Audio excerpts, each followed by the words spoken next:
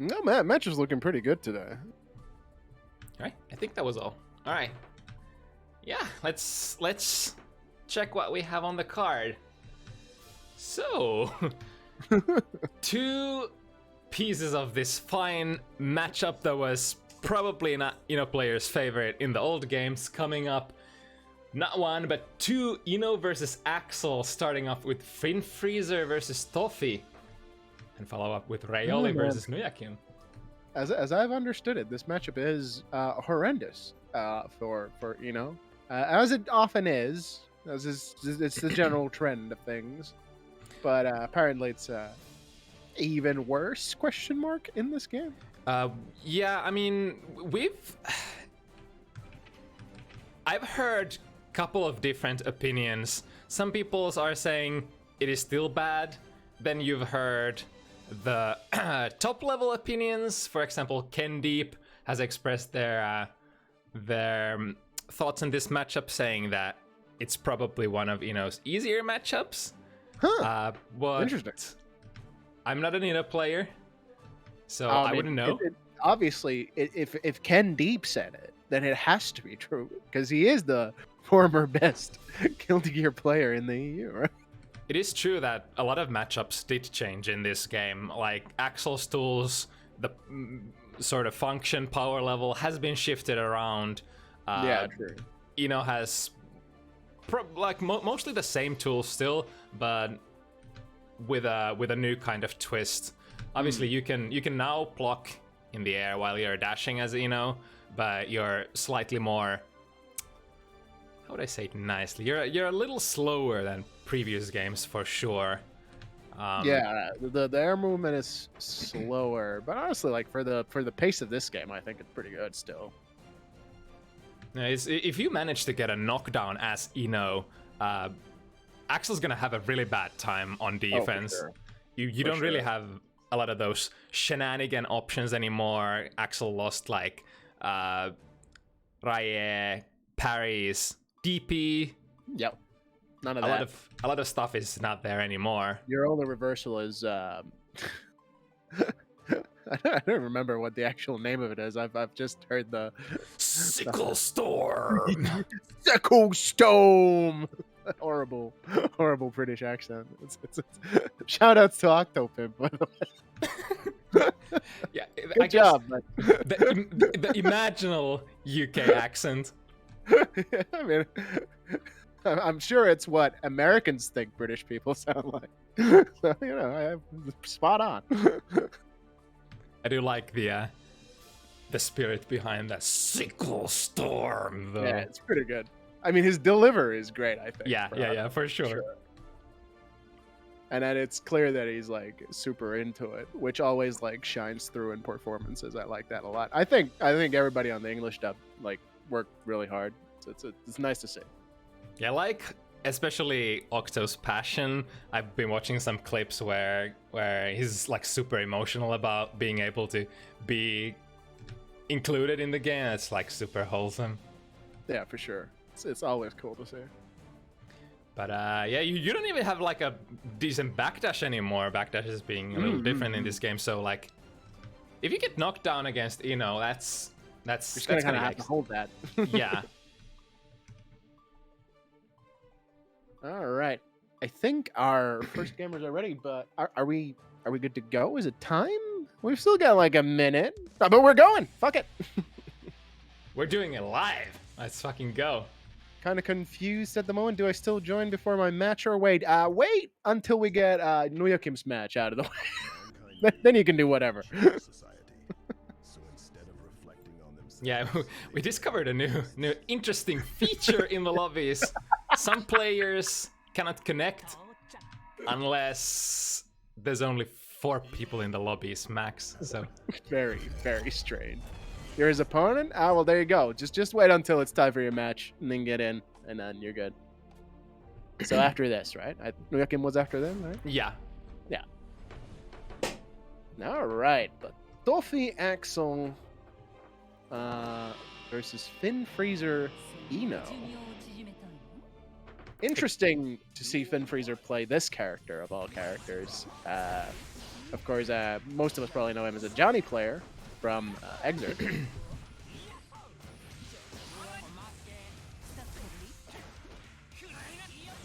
All right. Already trying to work on that first good knockdown. Here it is, and here we mix. Yep. Overhead. Didn't quite managed to convert that. Nice blocks. Back in neutral here. Gonna have to establish control again. Oh wow, interesting trade. I think Axel gets a combo off of most 2S trades, but that angle was super weird. Oh wow, just straight in, and it actually had Sickle Storm. Sickle Storm. Doesn't necessarily do as much damage as old games, but still, it is your reversal option. Yeah, I wonder if it's kind of a whack reversal option in a sense, because you know if you bait it, it's so easy to punish. Yeah, you get punished really bad. You can basically pick your starter, whatever you want. Yeah. Oh, manages to get a sneaky 2D out there, get out of that sticky situation, but back into it, stroke the big tree. You still have, you know, committal neutral options. No. Oh man, no pickup off of that 2S. Axel can combo out of 2S even on normal hit, which is really nice. Like 2S is a super powerful anti-air in this game. You get a very decent chunk of damage for it from whatever random hit you might get. Yeah, same deal as older games. Axel doesn't really get like a lot of damage for like random grounded hits, but anti-airs have always yielded very decent damage. Yeah, again, Tofi dropping the 2S conversion. As I understand it, it's just 2S 5P 6K into Rensen and follow up depending on range. Something like that. That's what you want to do. That's the dial. Ooh, just gambles with a straight up full screen dash after that, Rensen. It does feel like Rensen is not quite as oppressive in this game. It's like a lot of Axel's neutral potential has shifted from Rensen to like his other moves. And another thing is pretty cool, but it's definitely a very different kind of tool in this game. Oh, that's the command grab. Megala Mania? I always go for Megalovania because of certain popular culture things. That's super just does so much damage. I wonder, it's probably the reason why a lot of Ino players have been saying that Ino is actually a grappler, because your game plan sort of gravitates towards having that 50 meter and landing that super, because it's like 50 health from the opponent. I think like way more important, because like, you know, people talk about this, like, you know, the point of playing a grappler isn't necessarily even the command grab, it's the threat of it. And having that 50 meter on lockdown is going to make your opponent think twice about staying on the ground. Yeah, which is good times for you. And the nature of how crabs work in this game, if you have an invulnerable command crab, you're forcing your opponent to basically do that jump. Ooh, that's going to be good though. Sickle Storm, there it is. Sickle Storm. Again with the dive. I wonder if that dive not is really actually working in that situation. The dive seemed to be giving FinFreezer a lot of juice for this matchup. Yeah, I think Tofi needs to concentrate more on anti-airing with buttons. You know, like just a little bit more patient instead of, you know, spamming Rensen or whatever. Like a lot of special moves being put out, but should probably focus on anti-airing with those batons. I think 2S should be able to catch those dives, assuming you're ready for them. I mean, yeah, that's an assumption. Yeah, and look at how the dives have changed. After, if you block the dive, sort of bounces off and gives you an opportunity to go for anti-air afterwards. So you have a couple of different options for dealing with that. I think Nice. I'm not exactly sure. Not sure if you can get a true punish, but I think JS is doing a lot of work here. I think it's one of the really nice buttons. I mean, it's always been a good button though. Oh, nice. Tried to do the command grab up close. Axel's neutral seems a little. Oh, is that gonna be good? Yep. But doesn't kill, unfortunate. There we go. Good prediction.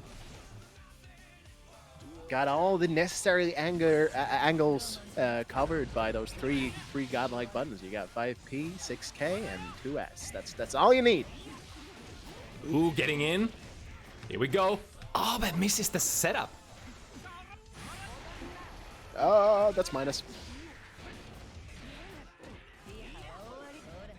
Necessary anger. That's what I've got. Whenever I need it. Alright, let's see. Did he safe jump it? He indeed did, but no punish.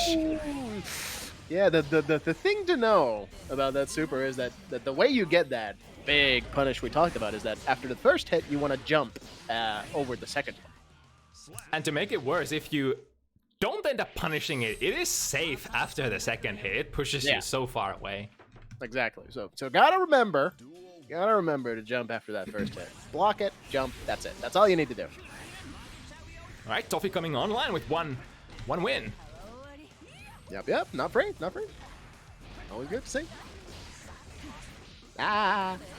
Oh no, too far away. Still manages All right, to get. nice. But doesn't get the full pickup. The 6K was missing.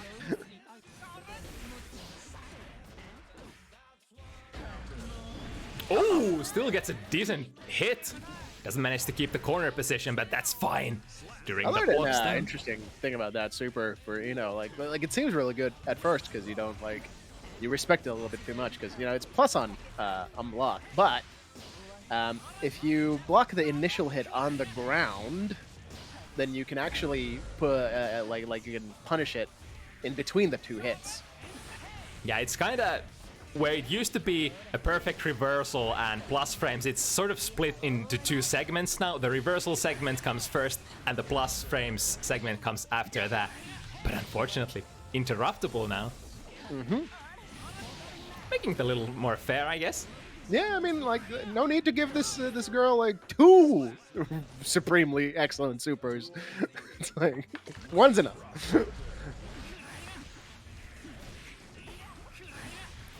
Something I gotta say about neutral for these characters. Ino's always been very committal with their neutral, but it seems like Axel neutral is also pretty, maybe even more committal in this game. Yeah, for sure. I think the trick to approaching Axel is that you got to be really calm and kind of approach, unlike in the previous games, through air and also the ground, because you can block easier in this game, being that you don't have to FD the anterior buttons, and there's not really a threat of a mix-up really, so long as you're aware of the command throw, which could be a problem for people because it is kind of tricky to spot. I feel like the old tools are a little more dangerous to use, and the new tools, like the safer tools, are like the tools where you move away from the opponent and occupy the space, like the new special moves, for instance. But the problem with those is you give away screen space. Yeah, for sure. But yeah, as per the usual with Axel, his buttons are very committal, so that's the kind of thing you want to exploit. Oh, nice. Catches him low. So many plus frames with the note. Good defense. Oh, that's safe. Should be at least, I think. Oh no, landing frames. Yeah, still has a bit of landing on the dive, especially on whiff. Damn. All right, nice. Well, obviously, if you hit it now, you're not gonna land at all. So.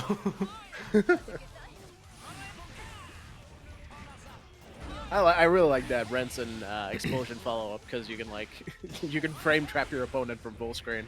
It's pretty interesting because you can delay that explosion, right? So yeah, there's a little bit of a RPS minigame there. I think the fast explosion you can't escape from very easily, and the delayed gives you lots of frame advantage, but you can jump out of it.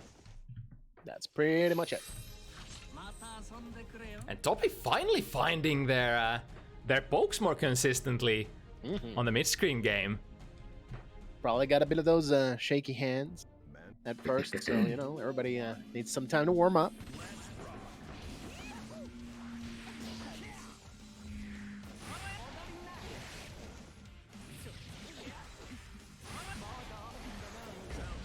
Oh, nice reading that stroke to big tree.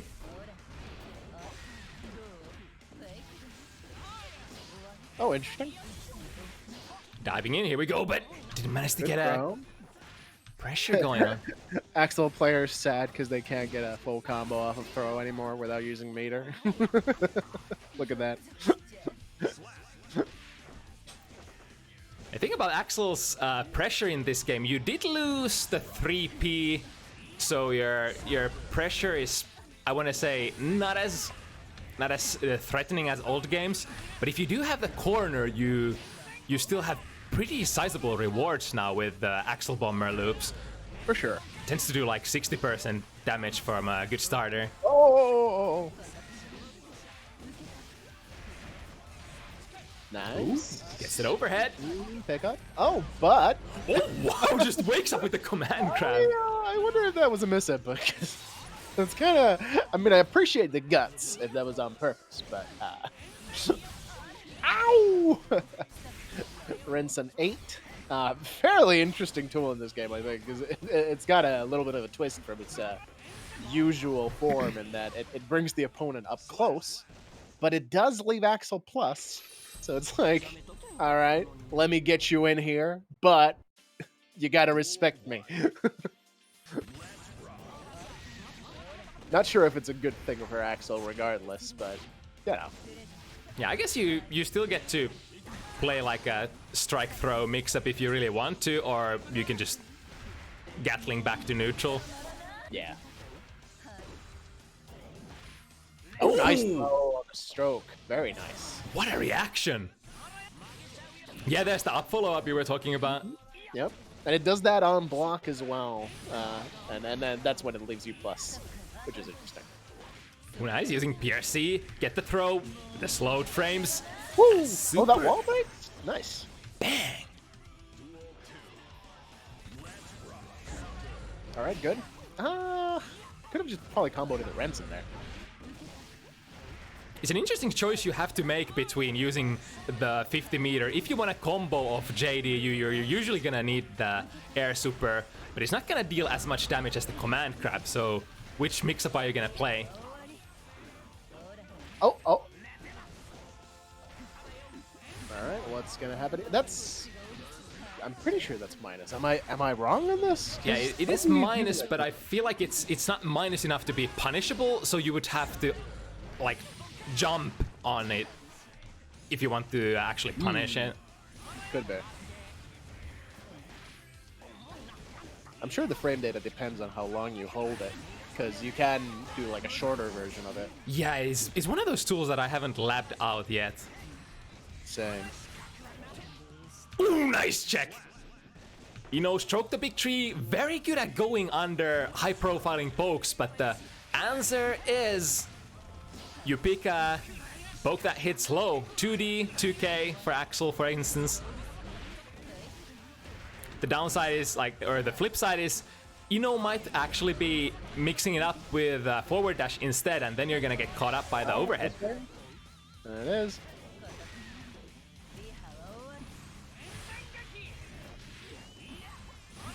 You can't punish the windmill on block. Okay, cool.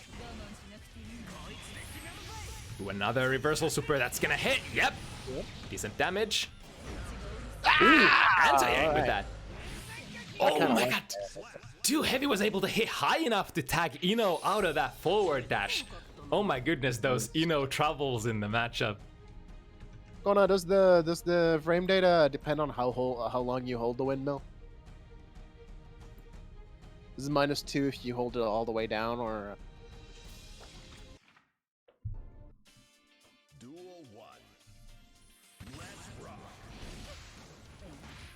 Also, I do wonder if you hold FD, is it like prone to push you away, or is the vacuum just enough in this one? I'd imagine the vacuum kind of keeps you neutral, because it does vacuum you from full screen as well. It's kind of funny. Yeah, in the older games, you could, like, if you get hit by, or like if you block it, you could at least FD yourself out of it and sort of make it whiff and then punish it that way. Ooh, nice prediction. It's enough plus frames to run Oki. That should be a safe jump, I think, if he didn't commit into a button gap. There we go! Jumping over, but doesn't hit a button on the way down. That's progress, though. He knows the punish at least and tried to go for it. Next time. Oh, unfortunate. Wasn't able to pick up the combo after that RRC, and Tofi ready to intercept. You know, I gotta say that actual 5K in this game is pretty dang good. So it's kind of giving me flashbacks to Johnny's 5K. Yeah, it better be good if it's like your only mashable poke. It is still like relatively slow compared to a lot of other fast pokes, but what it lacks It's in got that little bit of good box, what it lacks in startup, it makes for it in the boxes department.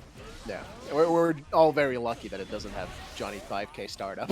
Only the sort of more physical features of it. Ooh, misses the RC. Ooh, nice throw. Mixing a lot with that throw. I think that's a very valuable tool. Yep. Strike throw mix-up available to mostly all characters, as well as Axeles as well. Felt a rematch? Well, that's not good. We are gonna have to get back and spectate.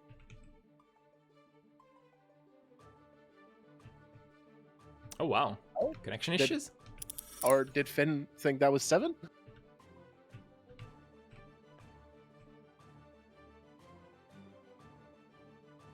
No. Wait. Players can't count? Hello?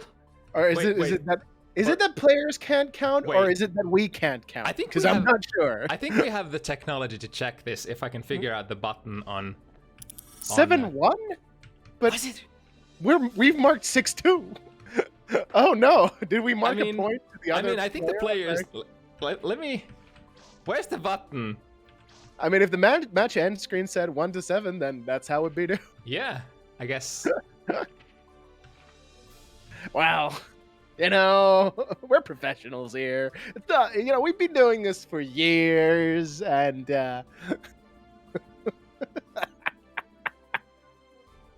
whatever. Cool. Good set.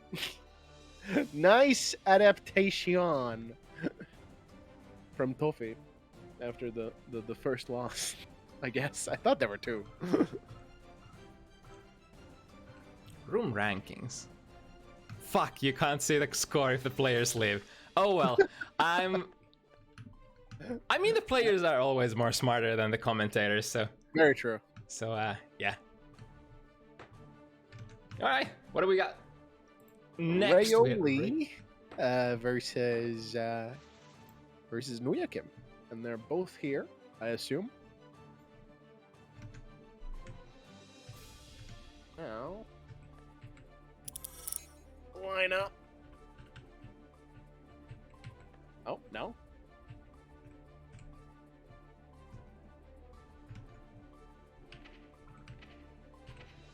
Spectate match.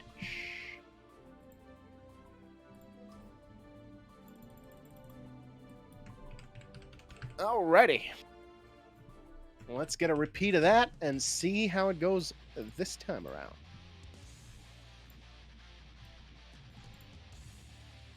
And what makes this super interesting is that we finally have Nujakim on screen, ready to play, as we figured out what the issue with them was in the previous events.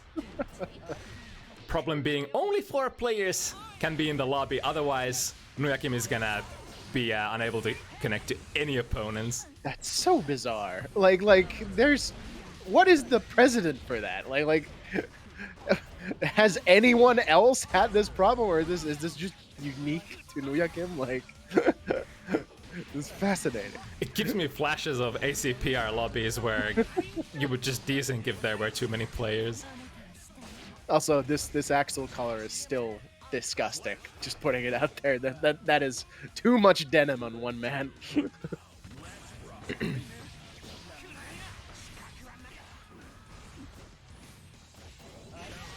Right, Nujakim is a gamer though. I remember losing to him in the day 1 tournament. Ah, yes. Knows the ways around zoning. Now there's that's a pickup and a half right there. Interesting way. I wonder if there was even more you could have gotten there. Choosing to use that meter. Fishing with that 6p for something. But now here comes Reioli. That mix. Oh. Yeah.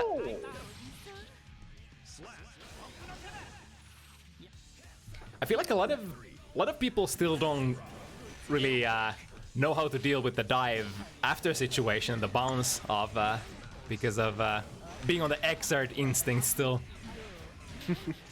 Overhead into overhead, reset. Oh, but Domi. I want to say not the worst outcome out of that Domi burst. Able to break Reioli's momentum. Ooh, nice, slowing the frames there, catching on the situation afterwards, and overhead into an overhead. Should be a kill, right? Yes. Wow, you can get a wall break off of that. That's pretty cool. Reioli opens it up, 1-0. Very nice. Yeah, I guess like without the wall break, your combos, even of those overheads, are not gonna deal actually that much damage. It feels like a lot of damage potential is just hidden behind 50 meter right now. And there's that pickup I was talking about. Look at that. Very, very good bang for your buck. Ooh, the classic STPT bait goes under that. Oh, overhead into an overhead. It's an infinite if you will it to be one. Yeah, Reioli's basically telling Nujakim, press a button, I dare you. If you're gonna stand still, I'm gonna keep resetting my pressure over and over again until you do something. Kind of like Soul Fafnir into Fafnir. Except, not as good. Not as plus. Not as plus at all. But also harder to interrupt because it's faster. You sort of have the pace of the game working for you. Also an overhead, which Right. complicates things. That's a Sinical Storm from very far away. I wonder if that can even be punished. I guess maybe if you try and jump over it ahead of time, but I don't know with Ino's movement. Could be hard. I don't know. Yeah, you still do have access to your usual instant air dash. Ooh, 6p round start, tagging whatever that option was from Nujakim. Good jump out, finds the close slash. And here we go, back to the zoning. Back to the zoning, out of the zoning. Good 6p once again. Reioli seems to have found a interesting tool for the matchup. 6p has always been pretty good. That's the knowledge check. Bad news. That shit is insured, my friend. Yeah, I think there was a way for Nujakim to get out of that. The solution is to immediately jump and then air dash. You sort of have to get behind Ino or double jump with a particular timing to be able to dodge the full stream of projectiles. Nice 2p. Yeah, Sorry, Jess? There was that command throw. I forget what its name is. It's like Winter Cherry or something like that, I think. Winter Mantis? Mantis? And then Winter Cherry is the Ransom follow-up, right? Ah, yes.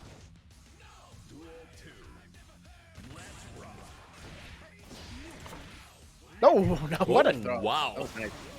No fear on Nujakim's end. Alright, choosing to spend meter on this. And I'm going to use it. Oh, no wall break though. This will definitely break though. Now, Oki. Gotta hold this. Oh.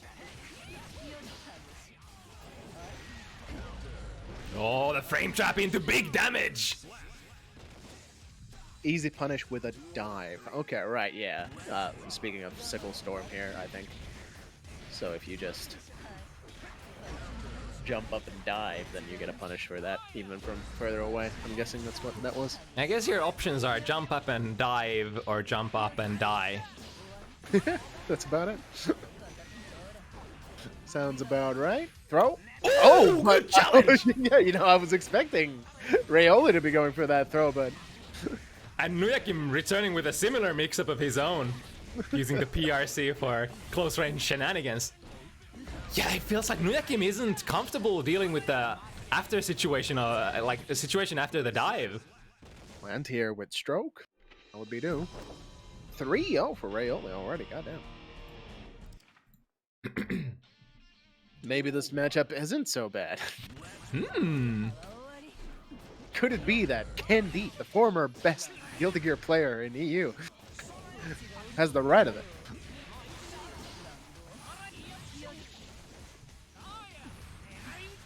Could be also the matchup knowledge gap. It is sort of difficult to find Ino players at the moment. That is very true. Ooh, that's a good one. Spending 50 for that damage. And a get out of jail card. Oh. Schmoovin with the 6H. Wait, what move is that? That's 6P, I think. Yeah! Yeah! Changed quite a bit from Exerd. We have quite a few in the Finnish Discord. Yeah, we do. We've got, of course, the almighty Slap Bomba Stick. Very, very powerful Eno gamer. And then we got Rikami, and we've got FinFreezer, and... Who else? Yeah, we got some. It's like that 6P seems like a taunt for Axel. Yeah! Fist pump. Cool, using that up follow-up of Rensen to switch positions and put Reioli in the corner. Does Snap even play Strive? He's like the top Eno player on the leaderboards or something. He's like top 3 at least, I think. He was at some point at least. It's funny, Snap has been pretty hush-hush. Not very high profile in their performance. Hasn't attended many tournaments or FT7s even, but he's on the grind. Yeah, he's out there gaming. Good check. Use a poke that hits low to heavy works well. Ooh, but strike after strike. Nujakim is having the wrong reads on the approaches. And that was an inner round. It's basically you sort of are gambling a lot of the times between dashing at you or stroking the big tree at you. So you have to pick your poison. Which one are you gonna try to prevent? Are you gonna use 5P? Are you gonna use a low profile poke? Oh yeah. Alright, choosing to spend here. TK Bomber. Always the TK Bomber damage is really nice. Yeah, especially when you can loop it. Ooh, there we go. The command crab wasn't ready for that one. I Really feel like nice because it always leads into Oki as well. Yeah, very good stuff. It's very punishable, even at full screen, because it has so much recovery. But I feel like it's one of those tools that you're probably gonna bust out like once or twice a set, and surprise your opponent when they forget about its existence. Yep. What country is Reioli? I actually don't know. Switzerland. Switzerland, nice. Ooh, are we having some hiccups? Oh. Just as we say, oh, nice, Switzerland, then we get lag spikes. Alright, seems to be stable again. Oh! I wonder if there was an option after that PRC to save himself for Nujakim. 5-0.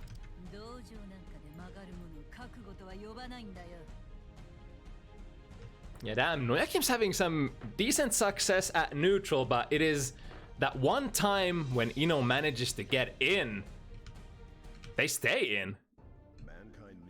Yep. It's especially the Reioli's utilizing the pressure resets very effectively, and I think Nujakim sort of a little bit hesitant to interrupt Ino's forward dash into a forward dash into a forward dash loop. I'm not sure what the options for Axel are in those situations because his buttons are very slow up close. Yeah, I guess you'd have to commit to 5K or 6P probably. I'm guessing 2K or 5K are your options because 6P is going to be very slow, I think. So... Yeah, it's kind of unfortunate. You would usually use your fastest jab. Like some players 2P in the previous game hits high enough. I would imagine like 5Ps are pretty good. I think 5K is going to be the option because it is a 6-frame button. Yeah. So that's probably what you want to press in that situation.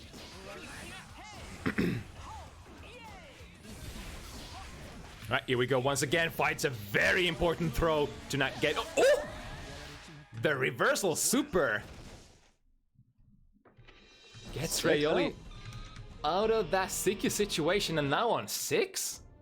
Unless I miscounted again. I think I got the score right this time around. Yeah, we'll see. It's funny that we can't see the stats screen. That would be helpful. Right. Sorry, it can't be done. No, we don't have the technology. It's not like we had that in some other game that we played previously. Guilty Gear Exert. Did we get some rollback in that? Alright, this time the stroke the big tree doesn't manage to go under that burst in the corner. Oh, is that the shoot hit, right? It has a pretty sizable hitbox. Yep. That AH was already out. Alright, Nujakim desperately needs this. Now's the time to wake up if we want to get on board. But again, the overhead into an overhead into an overhead. Nujakim doesn't seem to have a response. Saving grace here, missing the combo, Reioli. Alright, finally gets an interruption and into a big 6 heavy counter hit. Immediate burst from Reioli, wants to take it. Switching the position, very smart. And this could lead into some really decent damage here. The TK loops. Oh, unfortunately that wall was breaking already. Sometimes it do be like that and the wall break actually saves you. I think he's safe here. Yep. Oh, no punish though. Interesting. I think Reioli was probably a little hesitant because they weren't like point blank that time. The timing is gonna change slightly depending on how the Sickle Storm hits. All right, finally on the board. Nujakim 1-6, making some of a comeback. Checks that choke the big tree.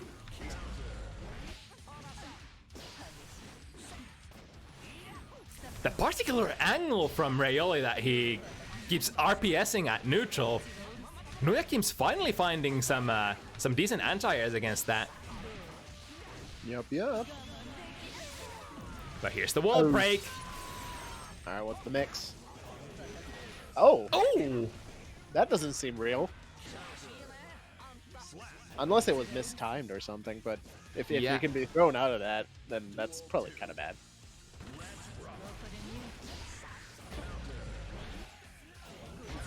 You know what? Stroke's probably really good in this matchup. Yeah, I mean, it does force Axel to use those pokes on the ground, opening up the skies for you. Yeah. Ow. Ooh, that's gonna be a... Oh, I thought that was gonna be an air throw, but... Yeah, me too. And now Nujakim in a very nice position. TK bomber opportunity. That should be it. Oh, much upset. Didn't get the third TK bomber, unfortunately. I'm not sure if there wasn't enough height or what the problem was. Right, Reioli on set point. Ooh, nice. Punishing on the landing instead of the follow-up situation. Wow! Desperately trying to get out of this situation, but Reioli relentless. All right, can we get a mix-up? All right, surely get something from a super wall break, right? Surely. And now it gets tricky, with 50 meter. And here it is once again. Reset into the overhead. Seemed to be the bane of Nujakim's existence this matchup. Or this listen, we can do the math here. So we had 2 sets of the same matchup, and both of them ended 7-1. So I guess this is an Eno favorite matchup. There's no two ways about it. We've done the science here, This is a very scientific thing we have accomplished. Yeah, we have a very sizable sample size here. 2 matches, enough to make science happen. And of course, as always, with these FT7 events, we always, through research and our own expertise, which is of course almost infinite in a sense, we always choose players who are exactly equal in skill level. Exactly. So if one party loses, it's always because of the matchup. It's never because of player skill. All right, jumping into the next matchup, we got Zaman Hu, Anji, let's see, from Greece versus Sentryon Soul from North Macedonia. Oh, interesting. Is it Macedonia or Macedonia? Because I don't know. That's a good question. I always thought it was Wait, now you're making me question this. Do I have to go on Google and check the I don't pronunciation? Also, Reioli, if you have hiccups like that, then it could be the stage, because that stage is laggy. So there's a cheat sheet for which stages are optimal for net play rolling about, so the stage might be a problem. It's not a problem for everybody because it depends on your hardware, right? But it could be a thing. It could be a thing.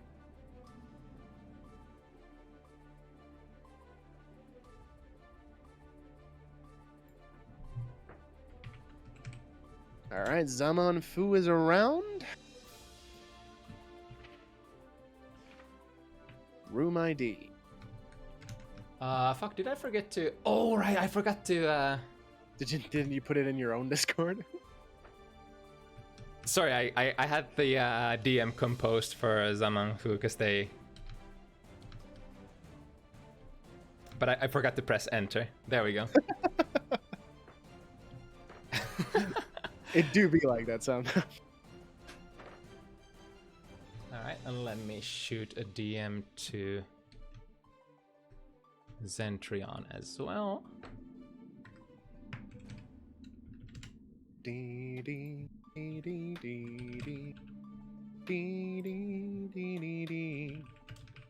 My brother woke up and I think he started to lag on my end.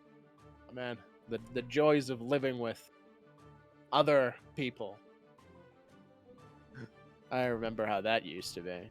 Back in the day of the industrious dial-up modem. That was a good time.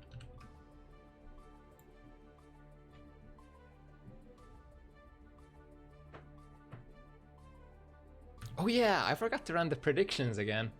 Oh, yeah. I don't even know how to do that. I mean, Libby is in the chat, so he doesn't have any excuse for not doing that. / prediction. There you have the tech. Now you too can run. No. No way. That sounds like more work for me, and I'm already giving my 100% on commentary. Obviously, like all of my mental and physical faculties are going into this. Every word is highly considered, highly thought out, and I've made a I've made a rule of only speaking facts. I have never said anything incorrect, nor ever will I.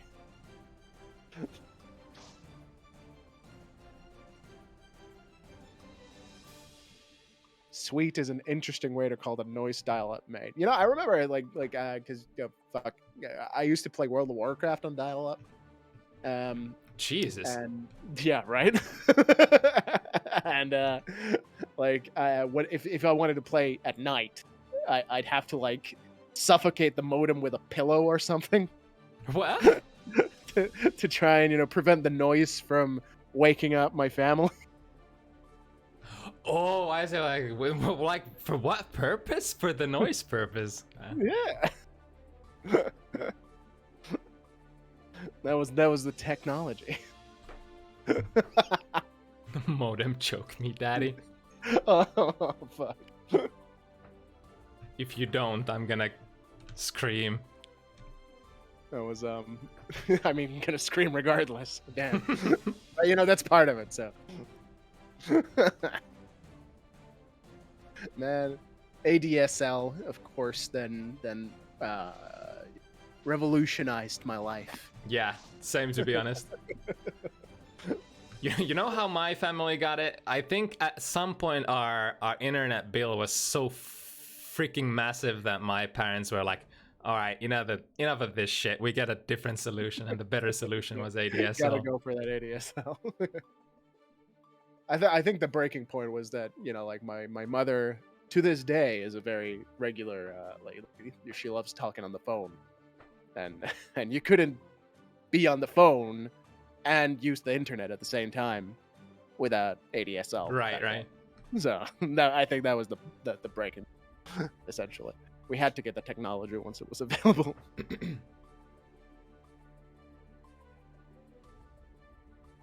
Man, we're old. Unfortunately. Unfortunately. All right, so Zamanfu is in here. Just gotta wait for Sentryon now. They are in game. Nice. Could this be the first time we see a Soul win one of these FT7 sets? Currently, going by our bookkeeping, Soul is the worst character in the game because Soul hasn't won a single FT7 set. So just putting it out there. You know, we've got the science on our back. We have the data. Lohi started recording all the stats, and the data doesn't lie, right? Mm-hmm. Sounds like science to me. Yep. Yeah, it's got numbers. What's more scientific than numbers? Nothing. That's right. Nothing.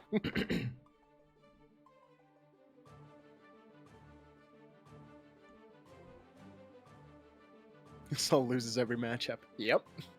0% win rate.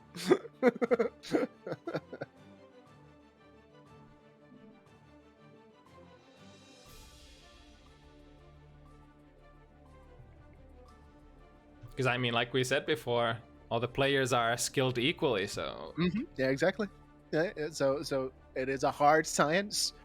We've done our due diligence. We've looked up opponents at the exact same skill level, 100% guaranteed.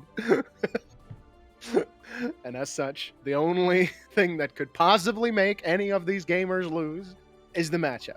So, you know, no, they hold no personal responsibility for their wins nor their losses.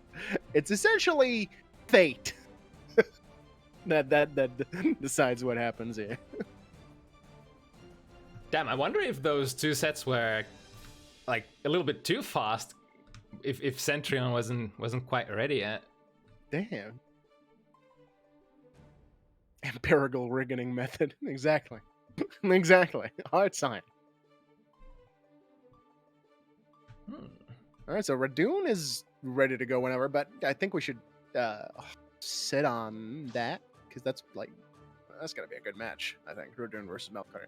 Yeah. Radune, a gosh darn gamer, I must say. There was a very big and important tournament last week, possibly the biggest that's ever been ran for this game as of yet. It was called Rigged Bracket. It was the first one, inaugural event. Really big deal. And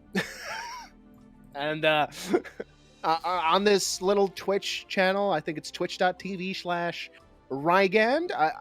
I'm not quite sure. I think that's what it was. And he came in third, dropping such big names such as wauhti from the running. Like that's really, really impressive. So Radune do be gaming. Well, can't get a hold of Sentryon, so I wonder if we have Sinical and Dogma ready to go. If we do, I think we ended at the 690. Yeah, but that doesn't matter, Radune. Only the tournament setting matters. Like, you know, that was basically a casual after the fact. That holds no meaning to me. All right, Sinical is here, so all right, Dogma is already in the lobby as well. Oh, okay. so we can jump into that one instead. Yeah, give Sentryon some extra time. Sorry, Zamanfu, for making you wait, but it's out of our control.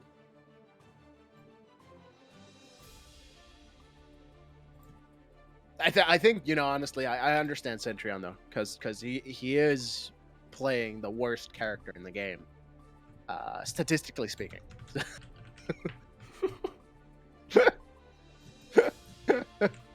This stream is gonna make a lot of people angry, huh? Oh man. All right, but so if we're gonna be playing Sinical versus Dogma, that's Melee versus Chip. Both of the pixie characters going up against each other. Should be interesting. I think Melia has decent tools against Chip, because she does have very strong anti-airs and air-to-airs, which help a lot in dealing with Chip's more oppressive tools, I think. So I think it's definitely a matchup where both characters get to play. It's very interesting. Both of those characters very nimble, very hard to catch in the air. Zamanfu, it should be fine to stay in the lobby. Don't worry about it. Yeah, at this point, it's gonna be okay. But yeah, Milia's tricky nature comes online when you sort of put the opponent down, put the disc on them, and get the mix left, right, high, low. Whereas Chip sort of bombards you with a lot of different options from pressure and even from neutral. I think Chip is like one of the strongest, one of the strongest characters in the game, sure, but also, like a really, really like kind of noob stompy character in this game because he has a lot of really easily accessible gimmicks that are hard to deal with. Right. It's funny, he did have that in Exert as well, but the bag of mix sort of got mixed up, and now you have like a very different kind of bag of tricks. Mm-hmm. For example, like Alpha Blade crosses up very easily. I think it crosses up always. Yeah, and doesn't deal like a lot of damage, but it's so easy to get caught up in like alpha into alpha vortex. And it's safe-ish on block. I think it's -6, so most characters are not going to be able to outright punish it. I thought it was -4. -4? Yeah, all so right, not never mind even, then. not even no one's punishable. punishing it. Unless you IB. Like, unless you IB on Soul or Chip. That's it. Yeah, Those then or Geo, I guess. Depends on the spacing as well. Like if it is to end up like right behind you and you IB, then yeah, sure. Yeah. And then there's Gendro-zan, which is a very powerful command throw, I think, as things stand. And the way to punish it is you have to actually catch it midway through the animation. You kind of want to jump and hit disconnected from the server due to being AFK. I didn't realize that was a thing. How dare they?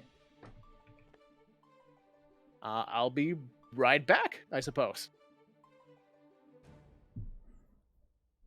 Guess I gotta remember to stay active in the lobby. Yeah, how do you even do that? Gotta get your regular exercise in, I guess. gotta remember to throw out a couple of drop kicks to stay in the lobby. But yeah, something you gotta do against Chip is like, you're not gonna be able to react to what Chip does. You sort of have to understand your options for the RPS game, and you gotta bet. You gotta wait for because Chip doesn't do a whole lot of damage on you on right reads, so you get quite a few opportunities to guess right. And when you do guess right, you gotta be ready to convert big time.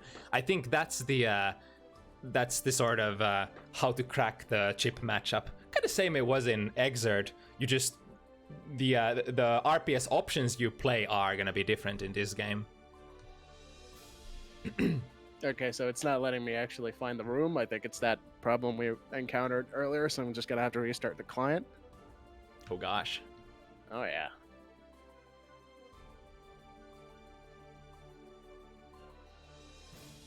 Well, now we know. Another 10-minute wait. Yep. Gotta communicate with that server. It's got a lot of stuff to say. You know, it's a. Waiting for that first patch where the player lobbies are pristine. Can we just remake the room? I mean, that's true, but I've already restarted the game, so. Wouldn't do much good anymore. I communicate with the server more than my close friends and family. I think that's true for everyone who plays this game now, just by default.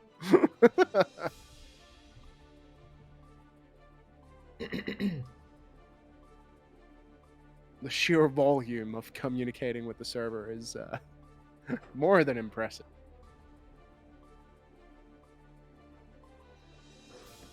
As far as like Oki goes, I think Chip, I think Chip like mostly lost his in any of the good Oki mix-ups. I don't really see Chip players on knockdown going for a lot of like tricky setup. It's mostly out of like pressure situations or I think it's mostly that the character has just very oppressive pressure to run, like a high-speed gorilla, if you may.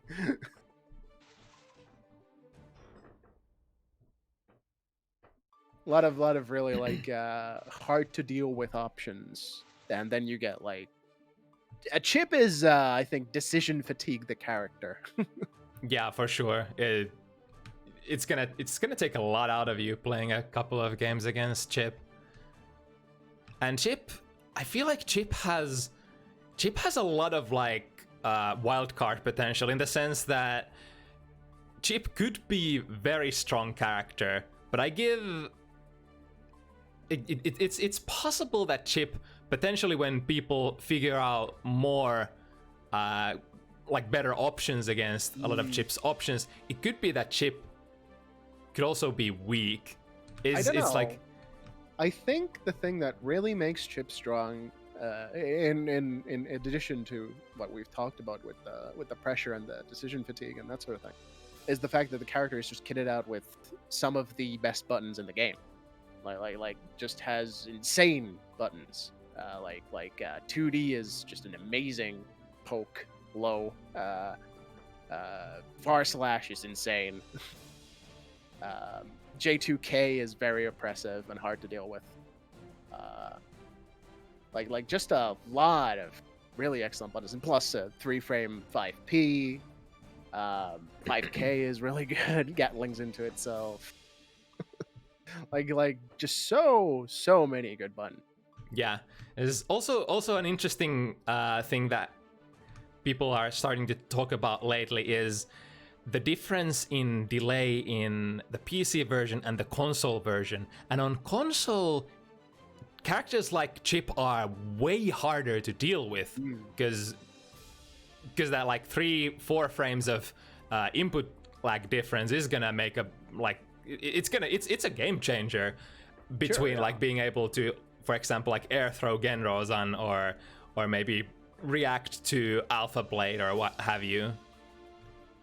So I think that's why a lot of like Japanese people are rating Chip super highly, because like when you play on console, Chip seems way harder to deal with than if you're playing on PC. All right, there's the room once again.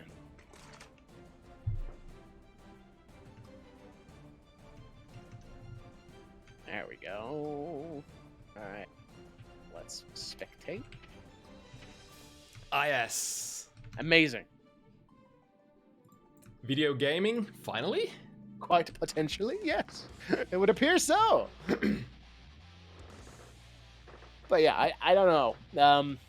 To me, it seems like the sort of semi fake-ish. I wouldn't call it fake because it is hard to deal with. Plus, like Alpha Blade being not being punishable in block and that sort of thing. Like even if you do block it consistently, that's not gonna win you the game, Right. or anything like that. And punishing Gendrozan is difficult, But very rewarding. but very rewarding, depending on character, I think. Yeah. If you're like Sol and get counter hit jump D, you're gonna easily deal like 200 plus if you have 50 meters to spend, regardless of screen position. If May is ready, May can just get a heavy dolphin, in which can be insane. Right, anti-airs are definitely gonna play a big part in this matchup. Both these characters. Ooh, is it just me, or does this look a little bit laggy? Yeah, it does. Let's hope that it's playable. If either of the players has the stream open while playing, I would suggest closing that. But yeah, I honestly think that the character will remain strong just because of the overall power of his buttons and movement and that sort of thing. Because Right. 3 jumps, super fast run, a run that goes under a lot of things. And Chip has always been a character with like nigh infinite potential, depending on your like player ability and your how creatively you can use the character, to the point where a lot of like us mere mortals just can't use the character to its full potential. Very true. In this game, I think he's a lot more accessible though than previous times. Yeah, for sure.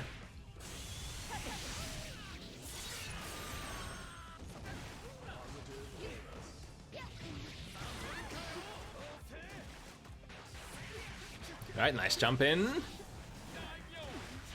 Junior. Oh, Ooh, still getting out of that Gendrozan, despite... I really hope it's not this laggy for the players. yeah, 'Cause it's looking really rough on our end. So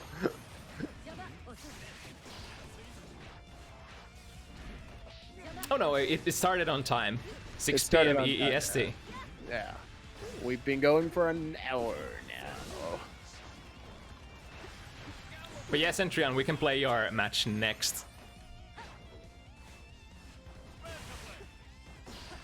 Oh my goodness. Oof. It's like I'm seeing every single frame clearly. It really hurts to see. Like this, there's something about this kind of lag that like just feels bad to look at. It's not aesthetically pleasing. Hopefully the players are fine though. I mean, it seems to come and go. I hate it. I hate it. God, it couldn't be the stage, could it? No. I wonder. They seem to be playing fine though. That is very. Maybe it's just spectate. Hopefully, there's nothing. There's not been problems with spectate as such before. It's like they haven't really dropped a lot of like setups or anything. It seems like like sort of clean gameplay despite all those. Maybe the fact that it like stops on our end indicates like a small rollback or something Maybe. on their end. All right, so the players have quitted out. So I'm gonna assume there might be some connection issues. Yeah. So Sinical saying he's running at like 3 FPS. Oh. Oh. All right. That's not good. Yeah. Has everybody updated their drivers? Do they have background applications off? You know, let's go down the checklist. Give the game its due. Yeah, because that seemed like somebody's game is not running at 60 FPS, Yeah. kind of a thing. For sure. So hopefully, I would definitely suggest closing the stream if you're playing.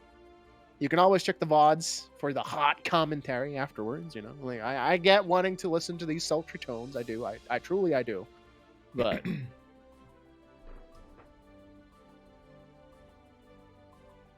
Was only like 60 ms and 1 frame rollback, so it has to be a frame rate problem. Yeah, that's definitely it then. We should probably discount that first game. Yeah, if there is a solution for this, I really have no idea like what to do about it. Close all the background applications, hope for the best. If it doesn't fix itself, then we just gotta cancel, unfortunately. Lower the settings if there's a performance issue. I mean, both of you, I assume, play the game? Like on the reg? So Sinical said there... 3080, yeah, it shouldn't be a problem on a hardware side. How about Dogma? What's Dogma running this on?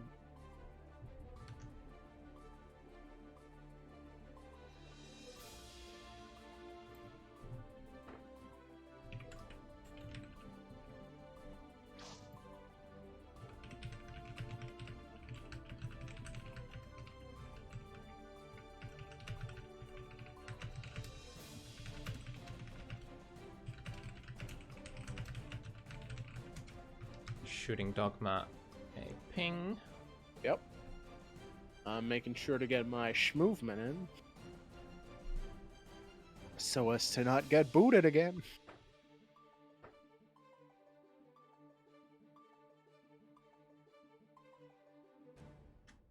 Do do do do do do do do do do. So not gonna lie, my lobby feels sluggish too. Huh. Should we try to... Let's try to remake the lobby and see if that helps then. Sure. Like, that's the only thing I can think of. Sinical, have you tried, like, just closing everything? Like, just in case, because, like, it might not be, like, hardware not being powerful enough issue. It might be, like, a port not, like, in the background applications kind of thing. Just, you know, to try it out. Scientific inquiry.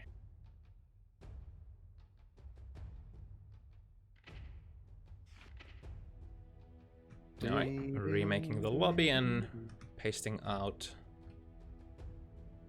the new ID as soon as it's up.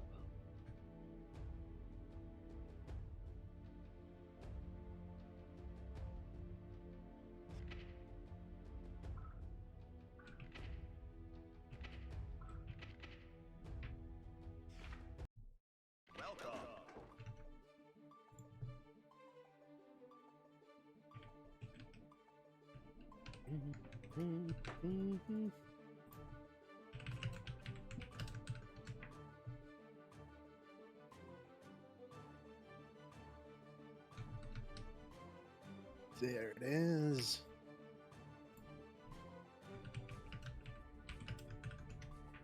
Alright, posted the new ID on both Finnish FGC Discord and my own Discord. Yep.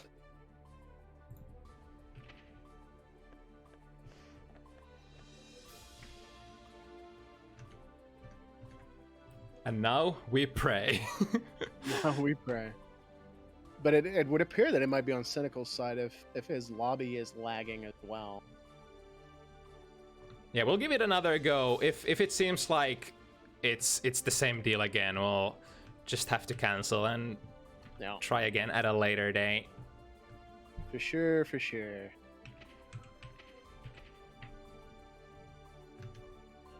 Yeah, we should probably start at 0-0 again.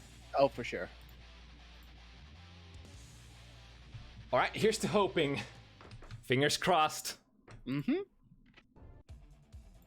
Do. Alright, looking stable so far? Yeah, looking good. Alright, maybe we have a match. Okay. So now we'll just never know if it was closing the stream or if it was you know, remaking the lobby. Who knows? But whatever. We got it. Alright, high-speed gaming gets the cross-up. It's the tricky thing about Milia. Every one of those disc okies Oh, I bet he was baiting the RC there, but didn't quite get it. Sorry, baiting the burst with the RC. Oh, nice beta blade. Oh, Missing the meaty. Oh, that was fatal. really gotta be sure to hit your meaty in this game, because that throw is gonna mess you up.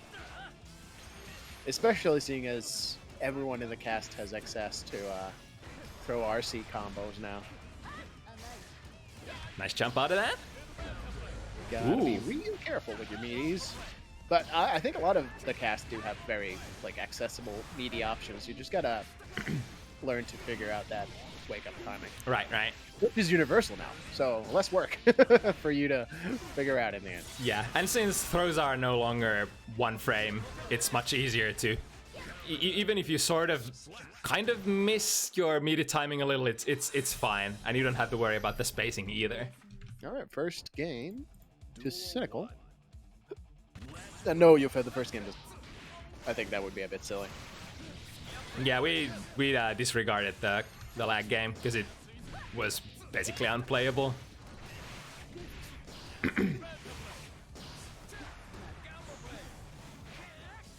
Gamma played very interesting in this game. You can actually hit Chip out of that clone, and it puts the main body into hit stop as well. So you can actually. Why, I think Chip players make a habit of using it only when it can't be challenged. So Right. Making it airtight for those plus frames, if at all possible. I mean, if there's the threat of super, then it can be. But, I think there are setups for sure where you can make it so that people can't press buttons. And it is plus a fairly sizable amount, so it's a very good tool. So far, very good work for Sinical, avoiding a lot of those, getting hit by those tricky chip tools so far. Critical miss on the DP, into blender. This could be a wall break. Yep. Oof. We're really lucky that Milia doesn't have combos, right? It's like without the wall break, Milia doesn't get that much, but I mean every character. Oh, the wall break! Unfortunate. Is that? Oh, two! Gee, Milia, how does your mom let you have two supers that combo into each other? Oh, nice. That's a really good button as well. Arguably, that was quite a bit of commitment there, throwing 100 meter into a combo that didn't kill, though. Chip, by the way, has a very unique 2S in this game, in that you can actually whiff cancel it into 2H. Like that's a feature. Yeah, that really catches people off guard here and there, me included. Yep, and 2H is a very good button, as it happens. Very good anti-air.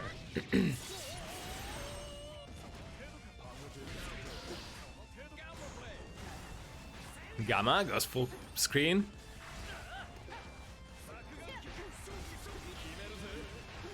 Really has to make this count, but yeah. Waiting for their turn, hitting that 5 heavy into another point, 2-0.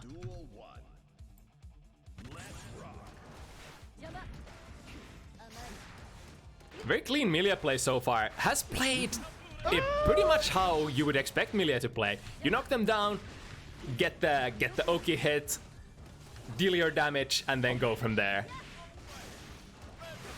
Nice beta blade. I think a lot of Milia's Oki, unless set up properly, can be challenged by DP and or just jumping out of it. It gets really tricky though if you play the cross-up disc. Then you sort of have to choose which direction you're gonna DP. So if you try to DP front and they go in the back, then your input is obviously not gonna come out. Unless, of course, you're Leo. The flash kick. Oh yeah. Zanzeiroga? No, narrowly missing.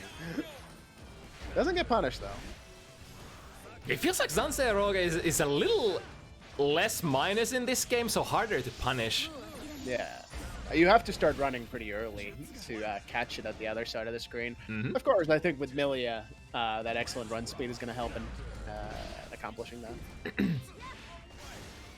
Zanzeiroga, for those not aware, always goes to the opposite side of the screen after running its course.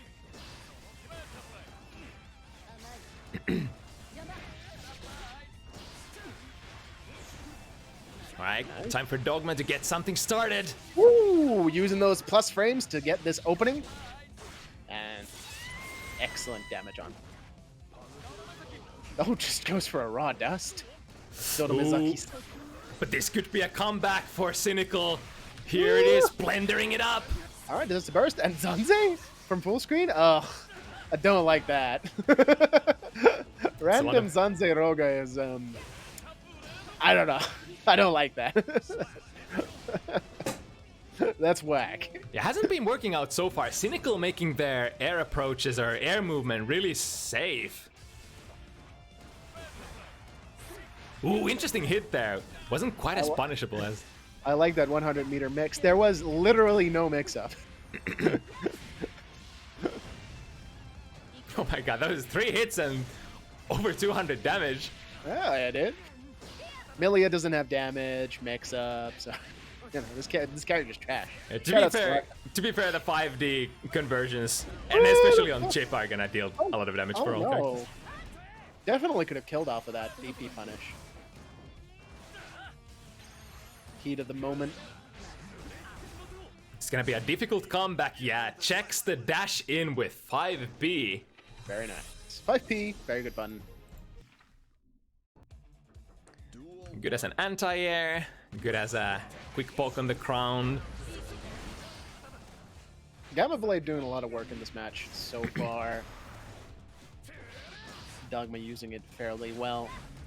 Haven't seen a lot of the trickier options from Chip, like Leaf Crabs and Alpha Blades. Alpha Blades. Not really using those. I wonder why. Like, does Dogma assume that Sinical's going to be able to refute them on reaction, or? I don't think we've seen Gendrozan at all, have we? I didn't at least remember Gendrozan being used. Yeah, no Genrozan so far. It's definitely a tool worth using. Or at least checking your opponent with, are you able to deal with this tool? Sort of scouting it out. I think just throwing it out until they start punishing it is an entirely viable strategy, because, like, if they just jump out of it, they're not going to punish it on the way down. That's not how it goes. They have to know how to punch it. Ooh, good 6B. Nice. Alright, Alpha Blade in the J2K, but it whiffs and gets whiff punished. That's the way. That's the way to punish that button. Yeah, for sure. I think Sinical moved out of the way. One thing you can definitely do is once you see Chip in the air and you know it's coming. That's in recovery, so Zanze is going to catch it. Bam! For a lot of damage. And there's the Gendrozan, which gets gold bursted. But that time, Sinical had already, I think, committed into that, trying to get the gold burst out. Alright, there goes that meter. Plus frames. Too far away. Star Jumper. Yep, still an excellent jump in. Not like, unless you go way too deep in and get thrown, like that's gonna give you the turn for sure. And I think on counter hit you could pick up. All right, we on the board. Yeah, tried to DP there, but the difficult thing about DPs in this game, throws beat them. So it's very counter-intuitional for, especially if you're still on your old Guilty Gear brain. Listen. As a gamer with no access to a DP, I fully approve this change. Fuck DP users.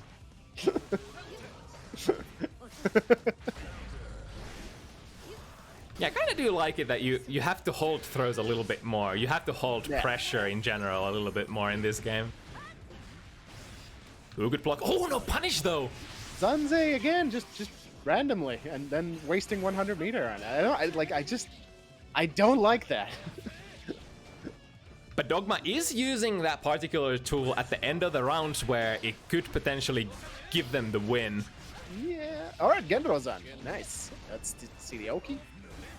Starting to make it more tricky. There's the overhead reset. Deals a lot of damage as a starter if you're not ready for it. Very punishable on block though. Very punishable on block, but the thing is, if Chip actually has the meter to RRC it, he gets another mix-up. Right. Very dangerous. So I think, honestly, like the better option, if Chip has 50 meter accessible, is to 6p it, just to get him off you. Because most characters can 6p it. Yeah, fair. If you have the reaction times, that is. That's... What kind of a self-respecting god gamer wouldn't? Alright, 2 really fast games for Dogma, slowly waking up. Ooh, nice, moving out of the way of the downward jump heavy. It's like Melia has a very interesting momentum for their air dashes. It's kind of like 90 degrees angle, almost. Plus frames, RC to extend pressure, Gendro Zan whiffs, but does not get punished. Yeah, wrong punish there. If you're not hitting Chip on the way up, you're not gonna be hitting him on the way down. He recovers way too fast out of that leaf crap, and he's actually able to anti-air you if you try to jump in after that. Yep. You gotta be in the know. It's one of those really strong, like layer 1 gimmicks that has a specific response, but you gotta be really ready for it.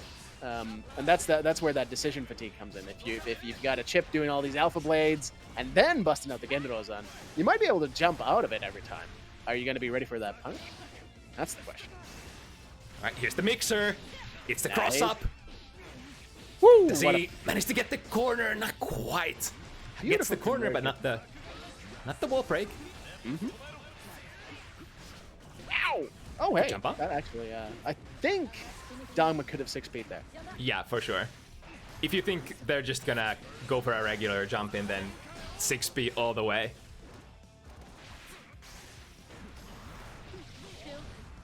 Ooh, good block there. Ah! Run up throw, but out of range. or miss the window for it, because you do have 5 frames of throw and vol. Ooh, crushing that low Abare with a big overhead starter. Half Melia's life gone. But here we mix again. Into a low. Wall break. Get that positive bonus. And Zanzero got no punish. I mean, Sinical was already there. And because of that positive bonus, you're already almost on 200 meter again. Oh, now, man. Really be worth breaking that wall in this game. Oh, take the DP. No good. Ah! J2K? Barely. Could have RC'd that for damage. Might have even killed, actually. Yeah, has to burst there to stay alive still. 6P'ing the disc. Hello? Yeah, I think Dogma had already committed to that 6-speed neutral poke option and wasn't able to confirm that. Yeah, there was gonna be a disc, and that disc lingers for such a long time. And, oh no! Getting hit by that is a bad time. Yeah, the Rekka 2 very minus, even on hit, so you can be sure that the opponent is sometimes gonna try to interrupt afterwards, and if you go for the follow-up overhead afterwards, it might crush them. They're all hitting, and yes, you do get a pickup even on normal hit. Really got to be ready for the 6P with that one. Kind of missing the ender there. Oh, still again wasting all that meter on like just the random chance. I hate it. Like so many better ways of using that meter. Oh my goodness, that was a pretty good combo. Into 60% health. Granted, neither of these characters is very good on the defense side of things. And again! Oh, but nice. There's still a burst on deck.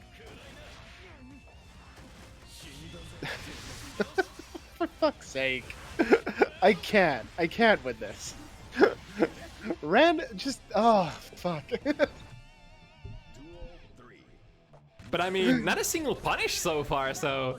That's true, it's true, but like, you could be using that meter for like pressure extensions or, you know, damage extensions or, you know, anything other than random Zanzeiroga. I'm actually surprised that the Zanzeiroga hasn't been hitting even once. That speaks volumes of how careful Sinical is at neutral. Yeah, it did hit that one time because Sinical had used the movement rose midair, which has a little bit of recovery, I think. So. Finally, the footsie DPs from Chip getting punished. Oh, yeah, no respect. You do not deserve it until you've earned it. Oh, you can't fucking do it again. Oh, yeah.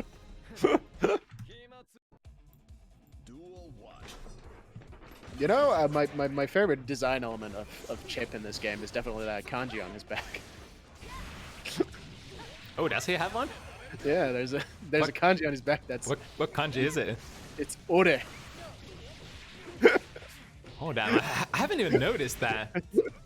You know, just me. That's how much. That's how much I've been playing against Chip.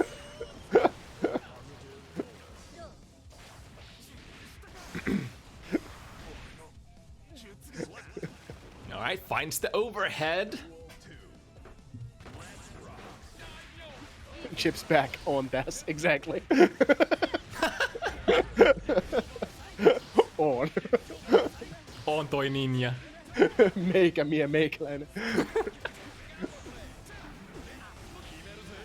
Alright, extending the pressure. Ooh, cross up. Into another one. Nice jump out. Look like good gameplay. The jump out is good, but the block is definitely preferable because that way you can guarantee kind of getting the turn at least. Like, it is minus, so you get to like challenge with a poke or that sort of thing. Yeah, then again, jump out does cover you against multiple options, protects you against alpha, leaf crab, and I'm not sure if it catches you if they go for the up alpha. The up alpha is a bit questionable, I think. Depends where you jump, I think. And probably like how fast they cancel. Yeah. I'd imagine a lot of things in this game have like big manual cancel windows, so you can frame trap with a lot of cancels, or you can keep them tied. Or lose. Ooh, finds the throw. Makings of a big comeback if Sinical manages to keep it tight here. But unfortunately... Going back to neutral. Finds the hit once again. Here we go! It's the cross-up! Has a lot of meter. This should be a wall break. And super might kill. Because Chip, right? But also Chip guts. It's always that. Yeah, that's Chip. It. Really baiting out some option, but some option. DP. The one time Beta Blade doesn't come out. Yeah, that's the mix-up. That was the hidden move, Sigma Blade. Yeah, Dogma has definitely put that Beta Blade on the back of the mind of Sinical so far. It's a really good tool. Like, if you have it, use it. An old Chinese wise man once said, DP is pretty good. Yeah, that wise Chinese man was very, very, very, very wise indeed. Even if you have a bad DP, it's good to have a DP. Yeah. Hey, listen, if you got a meter as a reversal, that's always an advantage. And like a lot of those like dash momentum DPs at Footsie's range, sometimes kind of hard to punish. Not that time though. Sinical was completely ready, forcing burst out of Dogma. Good check. Oh, nice. I think that was actually a whiff punish. Whiff punishing with a DP, hell yeah. Hell yeah, dude. Oh, nice. It's like half the time you dash into, ooh, nice, and gets the throw out of the wire C mix up. All right. Nice block. Jumps out of the hair car. And a punish! Very good! That's it. Shampoo. It's like for some characters, the hair car might be difficult to punish sometimes at certain ranges, but in the corner, that was a really nice sequence for Dogma. For sure. But just as fast. The tides have turned so far. 50% damage for Sinical. Fishing with these buttons and then Beta Blade. Man, Nice. that footsie DP is so strong. He's like, Dogma's going 50-50. Neutral dash into like far slash or 50-50 dash into a DP. Really forcing Sinical to respect his options. Hit. Oh. RC. But I'm not sure when you're supposed to RC that for a Yeah, pickup. probably wanted to RC so it becomes red instead, but Yeah. still gets around. All right. 5-4.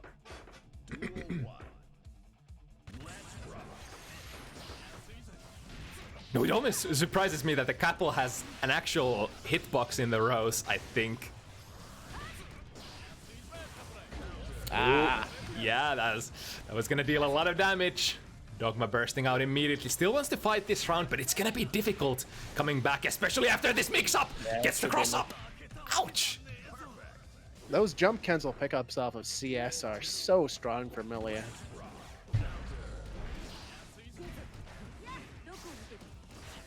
Yeah, that jump slash really covers a lot of space, and on counter hit, very nice pickups available. Ooh, that Beta Blade once again. Yeah, here we go. Every time! Sinical just does not have the reactions. Or maybe just the knowledge, maybe, in the matchup? Who knows? Or perhaps just reading for a different thing. It could well be, because Chip can throw a lot of stuff at different stuff at you, and you might be on the wrong Yomi layer at that time. Can I hear decision fatigue? Right? when a character has all these options to throw at you. That's sort of like, in theory, a lot of the Chip stuff is reactable and should be like pretty counterable, but when you put all of those options together. All right. 6-4. Taking 2 in a row now. Starting to find his legs in the matchup. But the momentum has been shifting back and forth. So Dogma still has a pretty decent chance. Only has to win 3 in a row here. He did it before. Yeah, that's true. Alright, nice jump. Ooh, wasn't able to get his turn even despite the jump 2k plus frames. Interesting. I think Sinical started to do more DP safe Oki now, which is a good adjustment to Yeah, make. understandably so. Either keeping the front option DP safe or playing this option, yeah. Ooh, yeah. It might, because like if Dogma is trying to DP that on the front, that cross up is just gonna hit free. All right. Sinical on set point now.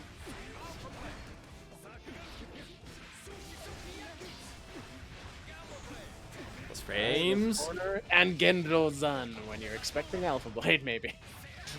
Gonna hurt. Alright, into the positive bonus. Looking good this round for Dogma. Shampoo. All right. Dogma's still alive. Doesn't want to give up just yet. Now's the Gendro-zan. time. Now's the time to bust out all your dirtiest tricks to stay alive. Ooh, Yeah. there we go, the classic. I would have just gone through the meaty Gendro-zan myself. Gendro-zan into Gendro-zan. It's a pretty good meme. And random Sanzei Roga. Doesn't get punished! God, No!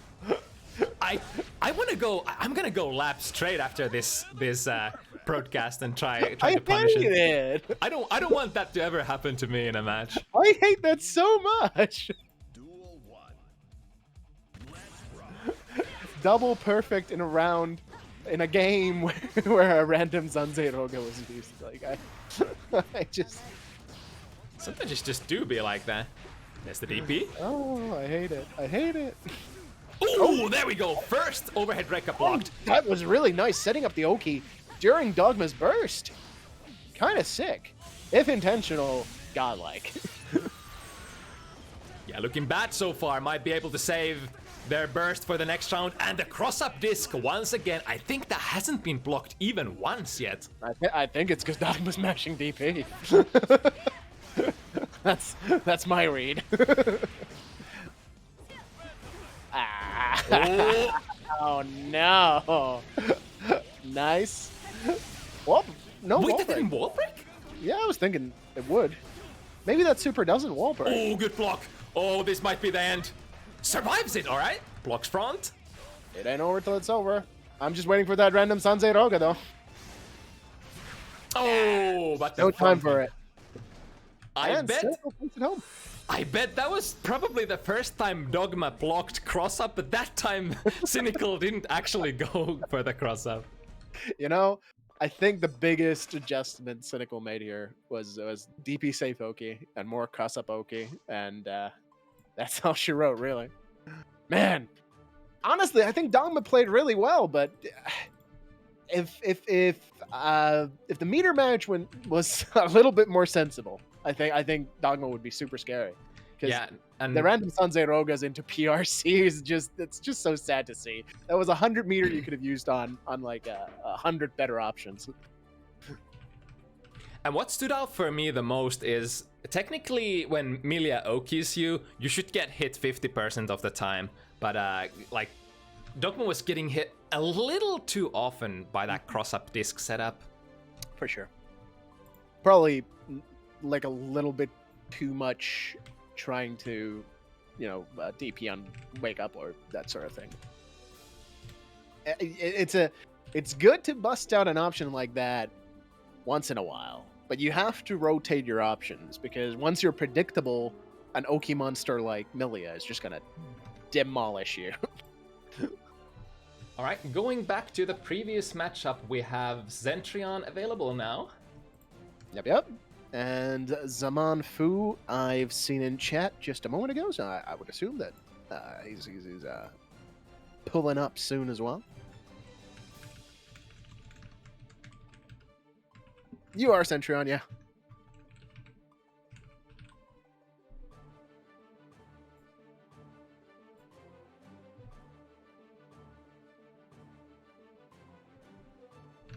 All right, we got the prediction. Predicciones.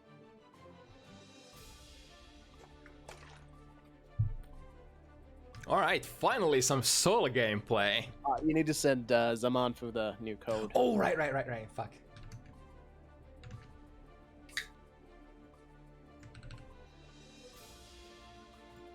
Reopening Discord broke my Strive sound. Lobbies are still whack in this game, and that's sad. I don't know. They're like semi-whack, but at least they function most of the time. There's just really weird quirks, like that thing with Nujakim. Yeah. It's just weird. I'm just super happy that I can have my co-commentator in the lobby in this game, unlike ACPR. For sure. I mean, small wins. I'll take what I can get. For sure. I'm not sure what I'm gonna do for a rig bracket if Nujakim's gonna participate, because I do want 2 co-commentators for that, so there's time for bracket running as well. Yeah, I guess you could just have to like clear the lobby momentarily. I guess, yeah. Or you could like roll out the red carpet for Nujakim. Like, all right, everybody else needs to leave. Or then you just don't put Nujakim's games on stream until like top 8 or something. Right, to make it a more slick, more of a swift process. That could be a workable idea. Yeah. But it is a very peculiar glitch, I gotta say. Sure. All right, I think we got both of our players in the lobby, so whenever they're ready, just wait for us to line up. Obviously. All right, player 1 can join the cabinet. Alrighty. Spectate.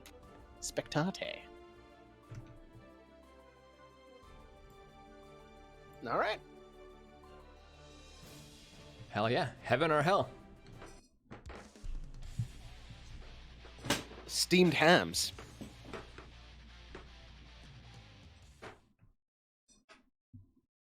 Something something mankind and the beast. Who's the beast Have, here? have you seen that mod where they changed this start speak into the steamed hams meme? Wait, what meme is that? You know that episode of the Simpsons where they've got Chalmers and Skinner and the Okay, I'm not about to go into Simpsons lore. Anyway, by the way, I don't know shit about Sims. Damn, my roast is ruined.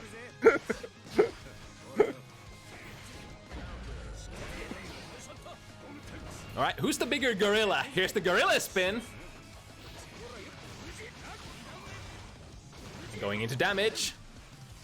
All right, looking pretty good for Zamanfu so far.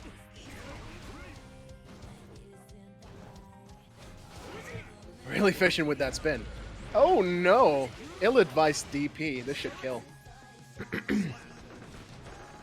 Yeah, the trick with the Anji's gorilla spin is that you don't want to use heavy buttons into that. That's gonna put Anji in a situation where they can punish you during the sort of recovery period, like this. Yeah. Either, you know, clip it with a really fast button really quickly, or whiff punish it after it's done spinning, or throw it. Those are the options we're gonna go for. One way to RPS it at neutral is to exactly the way that Sentryon just did. Run at Anji. If you see him doing something like gorilla spinning or even doing the thing that he just did, the counter, you can throw. But that all obviously opens you up to strikes. But hey, that's the mix-up. That's the footsies. Oh my god, that beat the DP! Yeah, Ko has some pretty good boxing. My god. It's also kind of hard to punish at times, but once you learn the trick of catching it when it's falling down, then usually you're go. It's nice whiff punish there on whiff. Who's in? Oh, nice. That was cool. Opting to punish the hop after Hujin with a button instead of the throw. Unfortunately, did not react to the hop with his own throw. That's gonna trigger it. Yep. Oh, Wait! didn't expect a second hit, I guess. I thought it was yeah. That's Yeah, peculiar. It finishes. Yeah, Anji keeps dancing for a long time after it's triggered. You have time to dash up and punish after the Issei Ogisai. Wait, how did that guy in the in the tutorial video say it? It's like really whack. I don't even remember.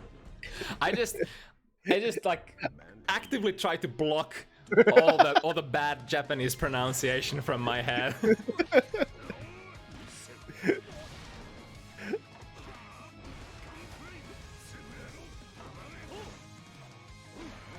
Ooh, all right. People are getting away with the whiffed claw quite often, or claw on block, whereas yeah, you're sort of putting yourself in a situation where the opponent can anti-air you afterwards. The thing is, like online Hanjis, as I've noticed, get away with that move way too often because they all just gorilla spin at you or Ko at you and expect it to work, and then when they're faced with someone who actually punishes those options, then they're like, oh, I can't do anything. It's over. Time to fold. Good punish there, by the way. That was a really close range gun flame. Opted to go with 2K afterwards. Oh, nice pickup. Oh, a little bit sloppy. Oh, That's overhead. we're in. Yep, that's a punish. Nice. Wait, all tried right. to reset into an overhead. Kind of greedy, don't you Really think, greedy. with all that meter? Wait, random heavy mob? Yeah, that's not a good idea. Wait, that wasn't even Oh, punish, was it? I don't know. And the post run taunt, by the way. Well, respect actually. I respect the balls of throwing a full screen HMC out. I don't. I mean, I guess it's a hard call out to Gorilla Spin. Kinda, yeah. It's like if the Anji, or if any character commits to something with a lot of recovery, then... Oh, gets the reset, but... Hasn't been able to get, like, clean conversions after those overhead resets. Alright, nice block on Cole. Ah! You almost had it. That was interesting.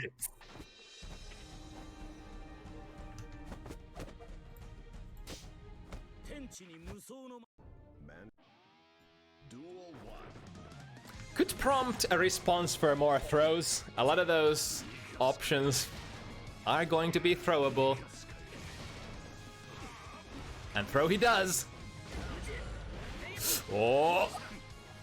Missing the pickup once again, unfortunately. Cortex. It's kind of something you can gamble with as Sol. When you have 50 meter, just go for the vortex. Even if it doesn't hit, you get RC into /slash pressure. And another good... Again, Kachofu gets catching Sentryon off guard. That's like 3 out of 3 has been working out so far, and it does so much damage as well. Gotta be ready to bait it. And preferably punish it with a throw, because you don't want to start gambling with those active frames.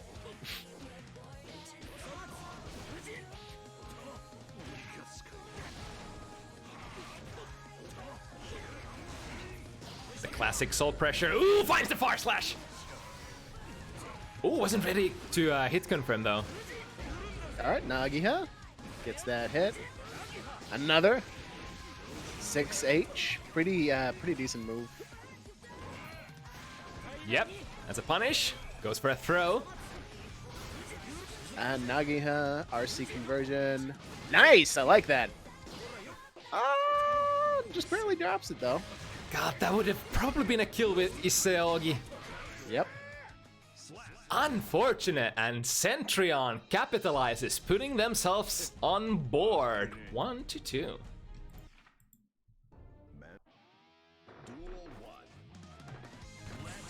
The Bazinga mod.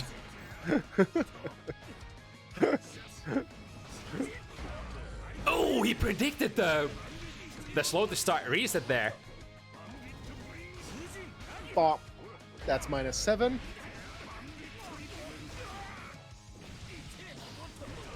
Oh, where did all of Anji's life go?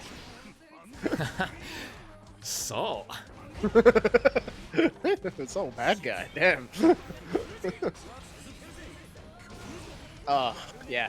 The thing about the Fujin RPS against characters with DP, it's a little bit skewed, unless you space it correctly. Yep. And that's the thing you gotta really keep an eye on. DP is gonna bait a lot of those, or defeat a lot of those options. I think you can make the what's it called, Shin, the P follow-up, can be made DP safe by the right spacing and yeah. You basically, if you manage to get close slash into /slash to block before going to Fujin, I think it spaces Shin to be DP safe. But you know, if you're wrong, oh wow, the wall stick was too high there. The gun flame didn't break the wall. Sentryon still sitting on a very decent life lead. There we go! Challenges the jump in after core. and obviously Nagiha is a DP safe option in a sense, seeing as if you don't delay it, it's airtight. Ooh, that's gonna grab. It's gonna. Oh, good response! Ooh, I like that. PRC drift backwards to avoid the heavy mob. Excellent. Good presence of mind. I would have drifted upwards myself, which probably wouldn't have gotten a punish opportunity. Very nice from Zaman Hu. That was sick. Again with the post-round respect. All right, feeling himself. I mean, I respect that. No pun intended. By the way, did you know that there's no Rakusho in this game? There's not? Nope. You can taunt all you want. Post around. There's no penalty. I'm surprised they didn't put that in the game. I think that was a very nice flex. Like Yeah. that's the kind of flex you would like, the kind of BM flex that you would like to have. Oh, Yeah, this time- that's the kind of BM that I respect. But unfortunately, now you can just get away with it. Again, a Kacho who gets on block, not getting punished, pushing too far away. Gonna require a dash afterwards. Makings of a dogfight, both players trying to interrupt each other's options. Oh, is that gonna work? Yo! His man then. Wait, you're gonna What press the- a button when I run in close, aren't you? Iseugi Sai. Imagine whiff punishing 2k from your opponent with Fucking Isseogi. 600 IQ move. Damn, all that glue expanding Anji's mind. He's freed his third eye after taking off those underpants that he was wearing on his head in the previous game. Fucking finish Kill the Gear lore. Call, sorry.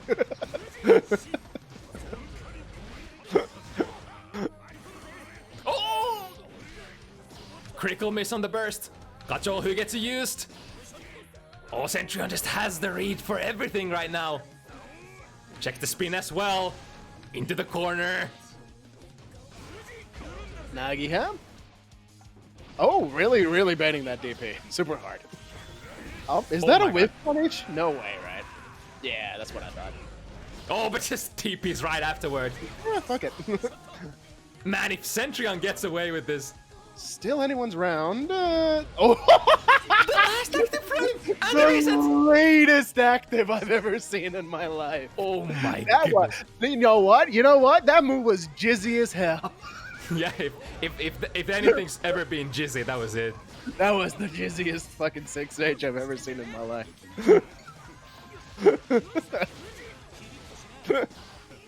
And for those who are not in the know about our glorious jizzy, it's, I guess, a Finnish equivalent of the Japanese term jisoku ate. Mm-hmm. Don't ask.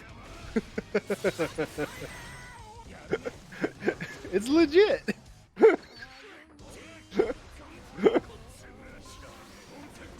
Oh wow. Nice jump out. And good punish. A little bit too far away for that. Zaman who potentially in trouble. Yeah, doesn't get to use any of that juice. I really like how Chris Zamanfu's movement is most of the time. Like he's really good. What a mix-up. Ooh, the rare footage of getting Shih Tzu out in neutral without getting, killed. Ooh, a painful far slash punch Oh, in the nice. gut. Yeah, that was not the time to use Shih Tzu. Ooh, making himself safe that way. That works. Yep, that's hell of a way. All right. Oh no! The impatience from Sentryon costing him the game. And Zamanfu like completely ready to capitalize on that. That was great. Excellent use of Shih Tzu. It's funny how Zamanhu keeps hitting with the reset here. Yeah, but doesn't get a lot of rewards afterwards, even on counter hit. What's the adjustment even mid-screen? If you For hit what? like a raw Rin and get a bounce mid-screen, do you get more than just far slash? Not really. Damn. This doesn't seem like worth it then. It is, however, like a 250 damage starter in the corner, so I think that kind of balances it out. Right. I mean, it's still like a decently sized hit. Oh! Kacho gets hitting again. Alright. Shih Tzu. Ah! Not getting lucky with that Jizzy this time, but Oh, 3 far slashes and finally reached that Zamanhood wants to get out of that situation and frame trap into 5 heavy, the classic soul pressure.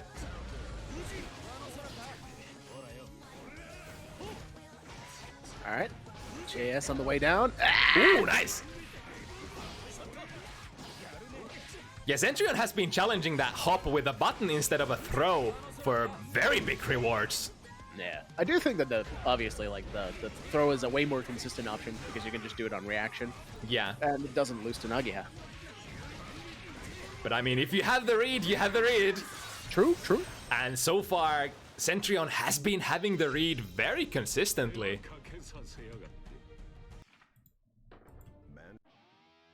I'm kind of semi-convinced that the hop is only a movement tool in this game because it's very easy to refute on reaction, I think. Yeah, you really have to catch your opponent sleeping if you want to get anything out of that.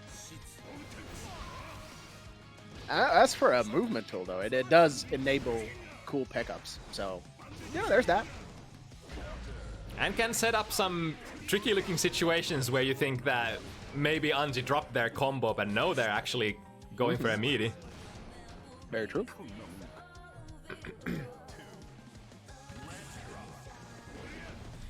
Ooh! Almost whiff punishing there. Ah! All right, gold burst. Fairly lucky there. Ah! But no, they're in the corner. And... I mean... All right, here it comes. Soul corner pressure. So oppressive. Oh, almost found a way out there. And Cole, there we go. I mean, even though you got punished, you got out of the corner. Now this should hurt. Oh, but a little bit too far away, actually.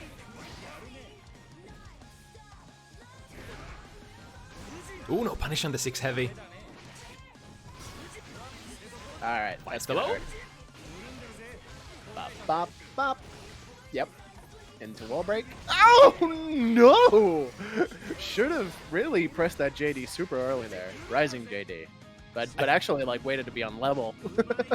I think if you get a wall break, or sorry, a wall sticky that high, you're not gonna be able to use Iseogi, right? Because it doesn't hit high enough. Has to be ground level for his Seogi. Oh! Ow! Ouch! Ooh! Oh, unfortunate. He thought that wouldn't wall break, wanted to extend and then get the wall break, but was already at the point where the combo is gonna do that. Yeah, so sad. I'm crying. I kind of vibe with that execution error, that mistake, because I do that quite a bit myself. Just RC when I already have the wall break and oh like, my goodness, dummy!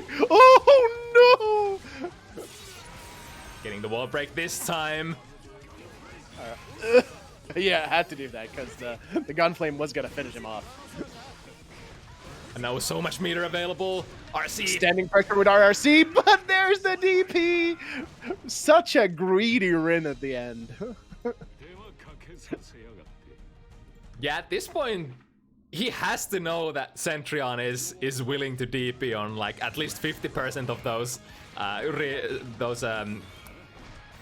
Hujin RPS situations.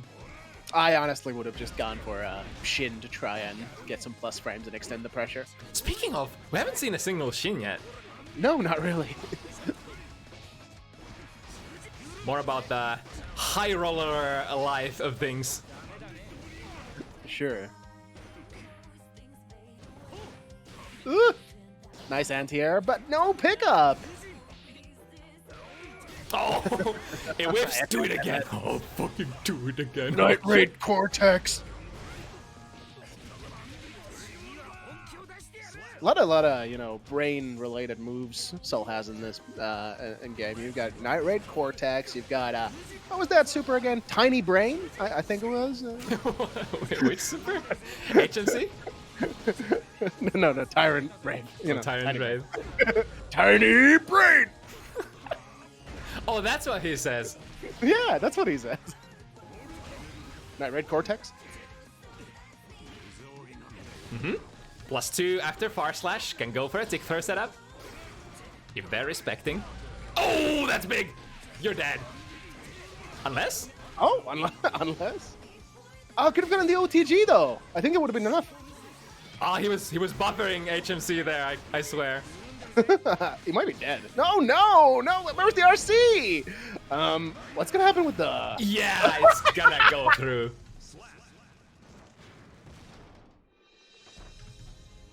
And just like that, Sentryon evens it out, 4-4. I mean, I feel like if Zama, who was paying attention to what Sentryon was buffering in the earlier situation, he might have had the read that Sentryon was gonna try it again. That's kind of pretty high on the Yomi layers. Live by the parry super, die by the parry super. That's just how it be do. Alright, here we tick. Nice burst. Nice Straight great core. back into there.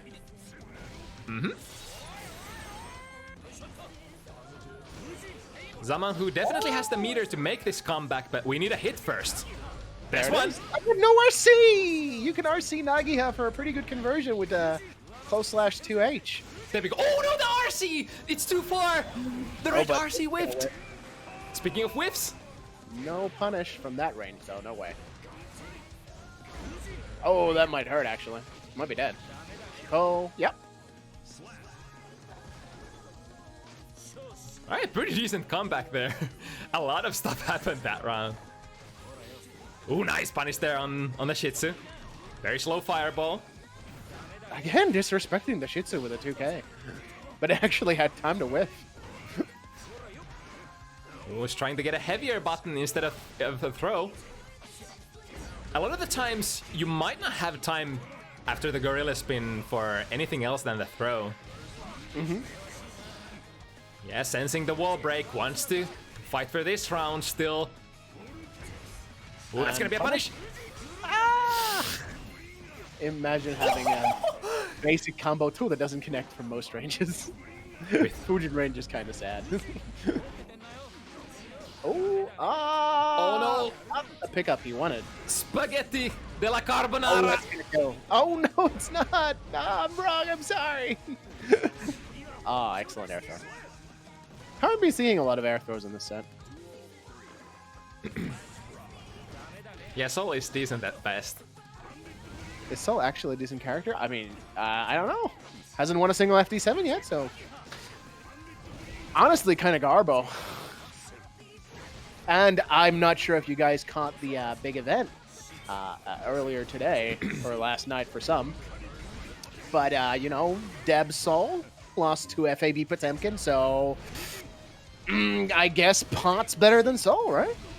Yeah, after whipping like 5 other people's butts. Yeah, exactly. So, you know, that only proves further that Pot must be the best character in the game, I think. Ah, I see.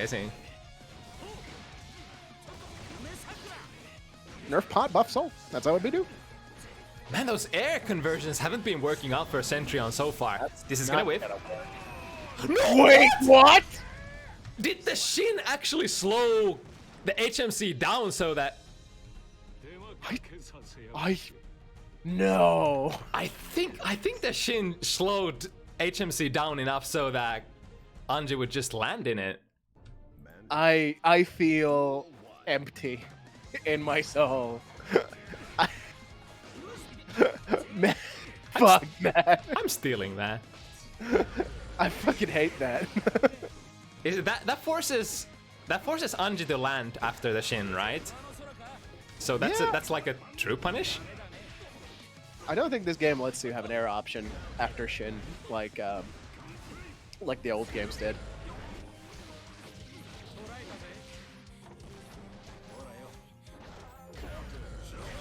Albeit, I mean, it's only that one option it probably beats, but... Oh, the counter super baited. Has another one ready to go. Are we gonna do it? I'll fucking do it again. I'll fucking do it again. Alright, uses it for good things such as combos.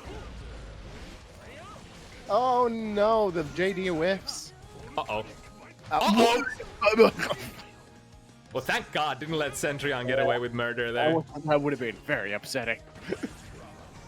Is Shin the DP-like move? No, Shin is the P follow-up to Fujin, where Anji jumps up and throws down a fan, which is Anji's only plus frame move. Yeah, the supposedly safe option. Yeah, except that it can be DP'd from most ranges. Ooh, kind of smart from Sentryon, but needed to try to break that throw instead. The DP-like move, which is certainly not a DP, but an anti-air, certainly. That one. That one is Ko. Again, the 6 heavy active frames catching Sentryon. And Ko is actually one of Anji's old auto guard moves, auto guard cancels. Yeah, it's a really great addition to Anji's toolkit that you actually get to use that move without any. You can just use it raw. It's probably one of the best tools in his set. I think so, yeah. Oh, just throwing. Oh, that's one way to bet it. I guess, yeah. I mean, you can make Shih Tzu airtight with a really, really tight micro dash 2K. We haven't really been seeing that option, but it is hard to get consistent, so I understand that. Ooh, jumping out of the loose, butterfly setup. Unfortunately, missing the RC combo. Bandit Bringer. Bandit Bringer could be more minus on block. No, really? You think? -1 is kind of whack. Is it -1 or -2? So, anyway, it could be like -4 at least. No, how generous of you, Q. I mean, minus enough so that Soul can't just press 5k afterwards and be like, oh, yuck. Oh, yuck. Damn, you thought it was your turn? Cringe.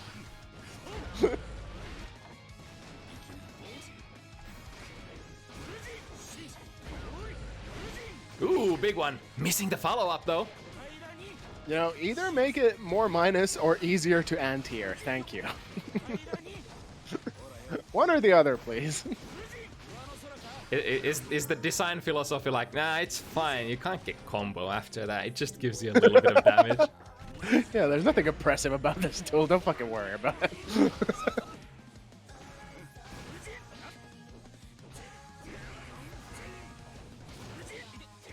Ooh, didn't get the biggest of punishes, but still a tick throw. I'm working with that pressure. Oh, nice 6H. You know, one button that we haven't seen Zaman utilizing a lot is Anji's 5K, which is, I think, like a really good button that's kind of slept on. Especially because you can Gatling it into 6H. Yeah. So that's like a Is fairly decent tool.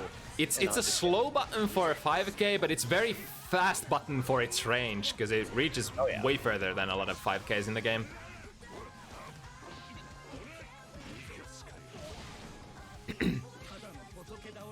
Also 2D, haven't seen much of that. That's a really nice, really cool. Nice range and a decent footsie tool for Anji. For sure. Anji does have that curse of that some other characters share, where like from 2k tip range, 2D's actually not gonna combo, which is really weird. Mei has the same thing.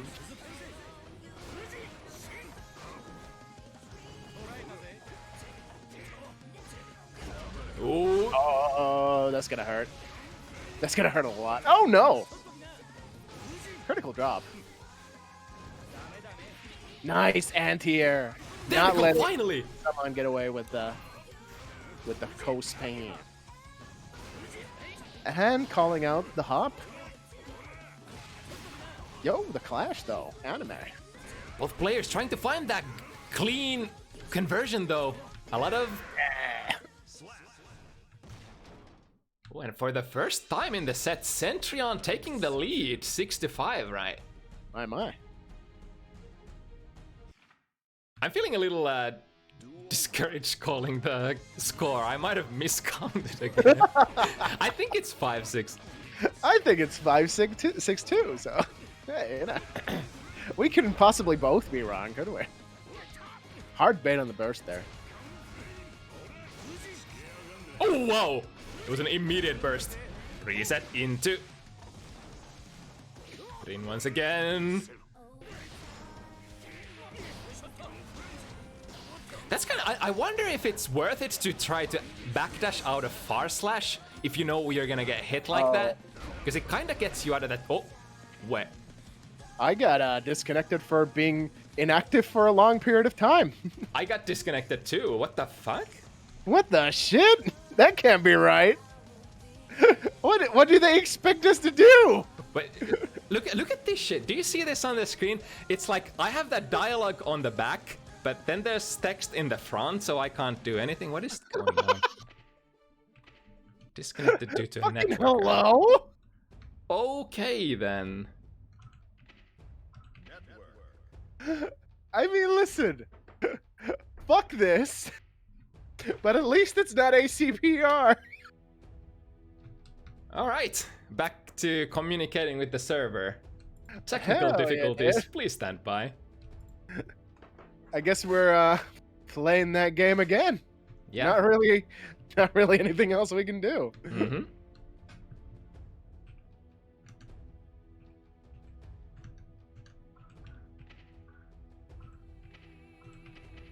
All right, room is up again. Let me post. the Other search people's games drop too? Okay, so it was probably just a server issue. page. Yeah. Not much we can do about that. That's that's online being online, I guess. All right. Let me know when the room's up. Oh no, that's a mix-up. Is that an O or is that a 0? Oh fuck. Uh-oh. Just copy and paste it. Oh wait, you can't, can you? I'm gonna guess it's a 0. If it's not a 0, it's an O.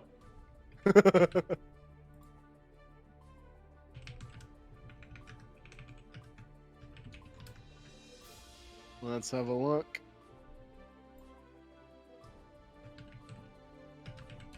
I think it has to be a 0 because they're usually a number, right? I believe 0F, a good omen. Yeah.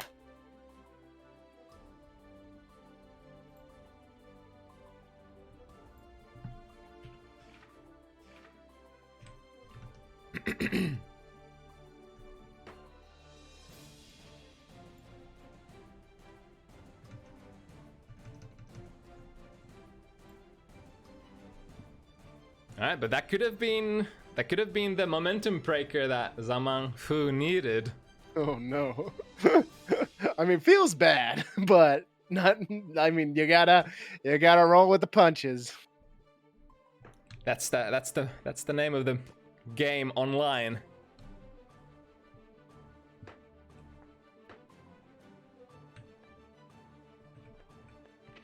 All right, let's line them up. And ready to jump right back into it. Smell of the game. Here we go. Yep, that's the smell of the game online. You know, at least the netcode's good. Infra is, another thing entirely, but the netcode do be slapping. It's funny because sometimes I forget that I'm playing a connection that's like 100 ms, and then I'm like, wait, why can't I react to some of these things? Like, why can't I vortex on reaction under Kai's fireballs or stuff like that? And I'm like, oh right, it feels so playable, but it is still very laggy.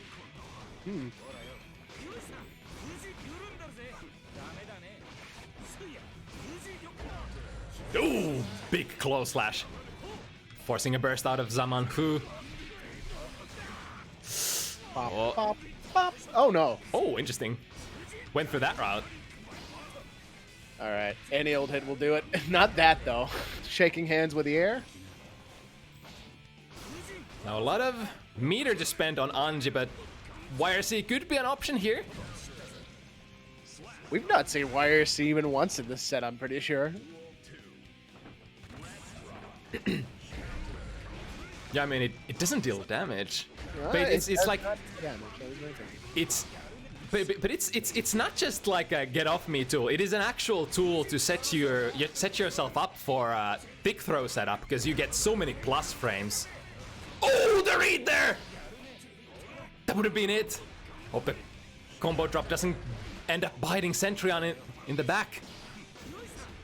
Because here comes Zamanhu with the meter. Another claw.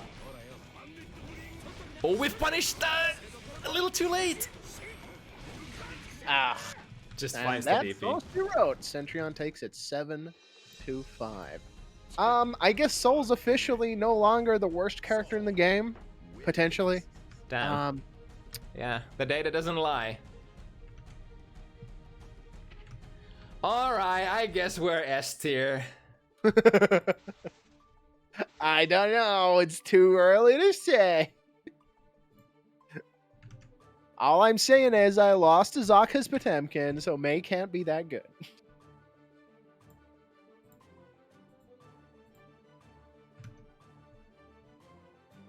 Now, I'm really, really looking forward to seeing the Melamius himself, Mr. Melkari, and his Kai over here to give Radune a paddling.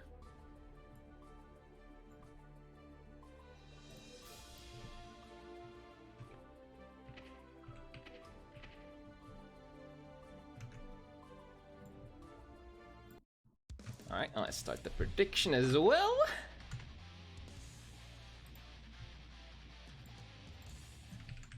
I respect the fact that Melkari also just has an ore for his avatar. Very in character.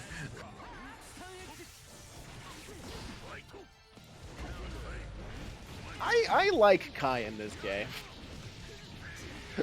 I think he's not that bad.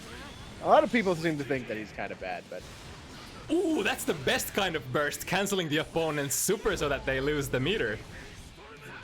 Yeah, I think as well, like, Kai is much better than what people give him credit for. He's the, like, silent mid-tier. Yeah. He's, like, grouped up with most of them. For sure. It might be a bit of a culture shock coming from Exert, where Kai is just so strong, but...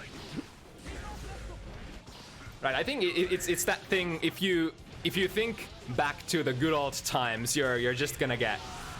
Most cases, you're just gonna get disappointed with this game, unless you're like a solo RAM player.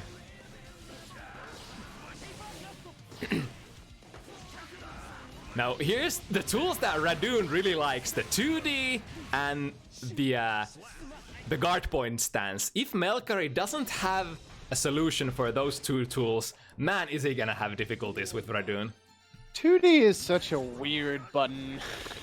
Oh, fuck. I mean, okay, so it's a low. That low crushes, because it is airborne. But also, it's only -5. Yeah, so And a lot of it moves times... forward. A lot of times if you don't IB it, it's gonna be... Oh, that's a very nice solution, right? Kai has a far-reaching low, so that guard point stance might not be very effective against Kai at all. No, yeah, I think you can just kind of on reaction scum dipper it, yeah. But I guess the reaction from Leo then would be to preemptively poke out of the guard point stance and try to catch Kai, because I wonder if you can whiff punish the follow-up reliably. I don't know. Yeah, not sure. Interesting to see. Oh, nice.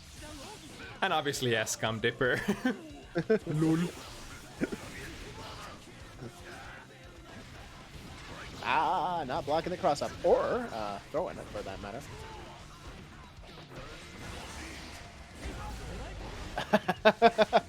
VT winning over Eisensturm. I guess we know which DP is better.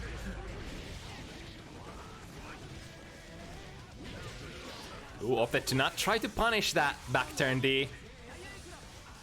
It's that difficult decision if you're not already ready. If you go and attempt another one, you might get caught by the second back turn D.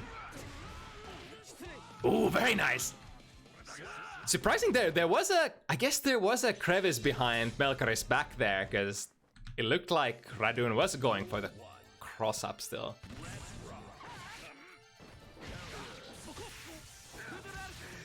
Man, Melkar is another one of those players that's strong in whatever game he picks up.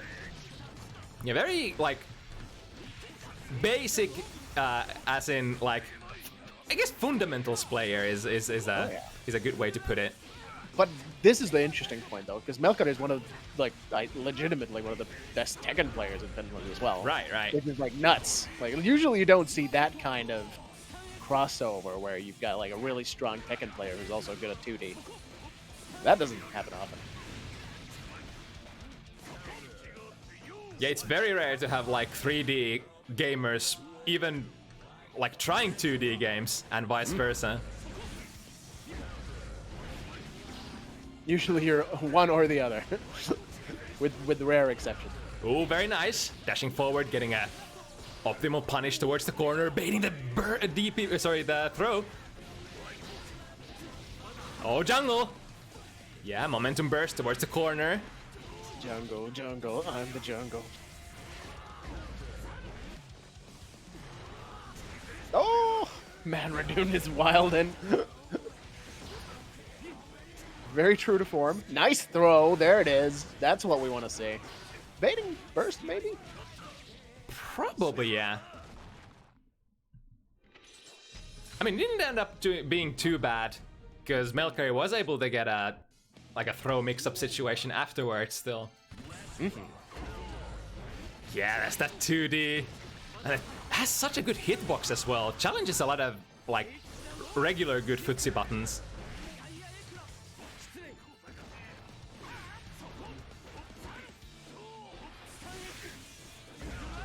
Ooh, flipping over that button from Radune.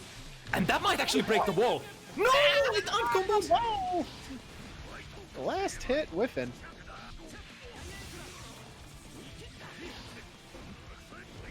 Oh, that's gonna be big. I think one of the things that a lot of players are sleeping on is, I think a lot of people saw the tweet though, but like in most cases in this game, like those heavy DPs, you can always punish with a fully charged dust. Like, it's a fairly strong tech. Because that's a very consistent way to do a shit ton of damage. For most characters. Yeah, some characters might actually get more with a grounded starter. Probably depends on screen position, right? And obviously, like, you don't get a wall break out of 5D starting, yeah. So that's another factor to think of. But I mean, when we're talking about punishes of that level, like anything beyond 200 is good. Yeah, and like if you're Potemkin or something, you get like 270 damage or something from a 5D. So. And it's true that, like, I think all DPs in this game are counter hit state, so a lot of potential for different kind of combos. melkari looking clean. You're not faced at all by the jungle drums. Could it potentially be Radune who's faced here? I think every time I've seen melkari play, he's just a very, very solid player. Like doesn't really monkey out in that sense. Like always playing fairly clean. Even though he used to play Nikali in Street Fighter 5. Like, that's crazy. But you can play dirty characters very clean as well. I mean, Machabo played Nikali as well. That's true.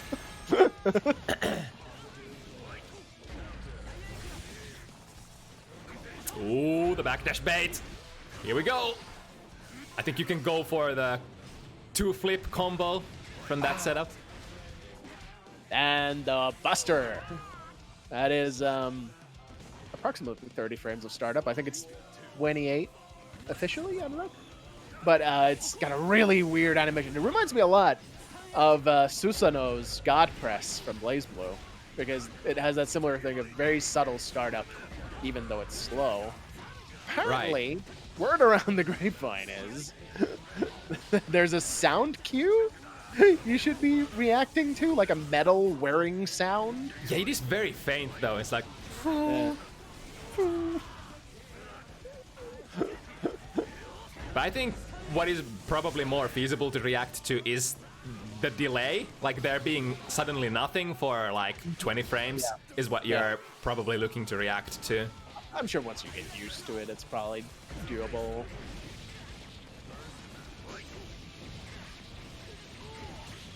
All right, is that enough? Not quite. Wall break. Straight into the 2D. Oh, that's gonna be a kill, yeah. All right, Radune getting another point on board. Not letting melkari run away with this 3-point lead. Yeah, melkari probably reading that Radune was gonna throw themselves at you once again and going for a very preemptive DP there, whiffing at the end. Not a bad read, all things considered. Yeah, considering the history of this player.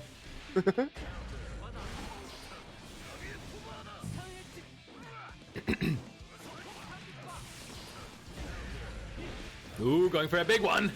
Very nice. The corner. Ooh.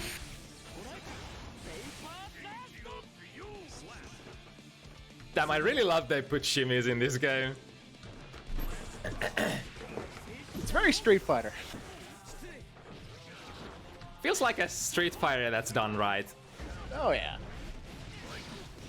And it's like you can do a really like quick shimmy with backdash as well on characters that have really good backdashes like Mei. Nice. I mean, most characters do that anyway. Oh my goodness. Now And that's gonna combo? No! OTGs once again. I think I know what might be going on. Leo is a heavyweight in this game. Ah, right. So maybe that's a default weight conversion. That could be entirely probable. Yeah, or could be that melkari is like a little late on the. No, but that shouldn't be the case because he's doing a combo. He has to know that like that's what's gonna happen at the end. Yeah. So probably, yeah. Might be a weight adjustment thing. Oh my god, still RPSing with a 2D after that. The heavyweights in this game are Leo, Nagoriyuki, and Pot. Oh, dashing through! Can you hear it? Jungle! Jungle, I'm the jungle. Oh. Correct me if I'm wrong, but it just feels like Leo can dance through you so much faster in this game compared to Exert. Maybe I just haven't gotten, like, adjusted to Leo yet. Leo was one of my most played matchups in Exert, so I've been feeling fairly comfortable playing as Leo in this game. It kind of just feels like the same old, same old. He's definitely one of the characters that's the least changed from his previous iteration.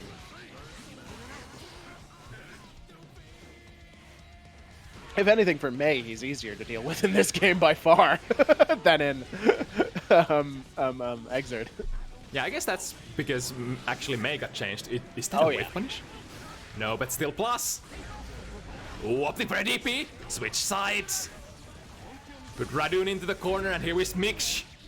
Damn! It's definitely a case of Mage being changed because she's less dependent on extending pressure with like stuff that's susceptible to DPs.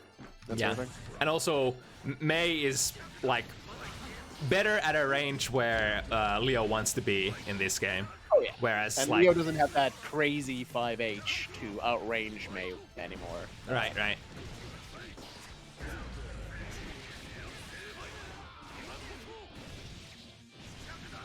Less need to be in the air, able to actually outfoot Leo. Yeah, that's pretty much it. That changes everything in a sense.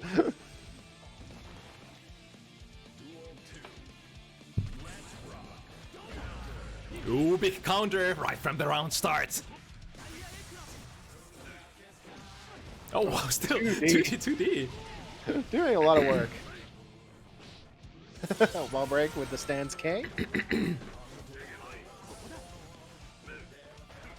I mean, due to the nature of 2D... Oh, there we go! Has found a...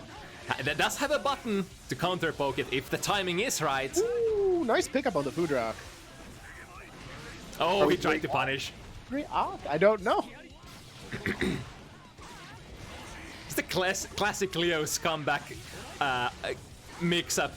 If the opponent tries to go for the 5-frame punish, misses it, you're gonna get hit by heavy DP. Does Kai even have a 5-frame on him? Is he in the squad? I think so.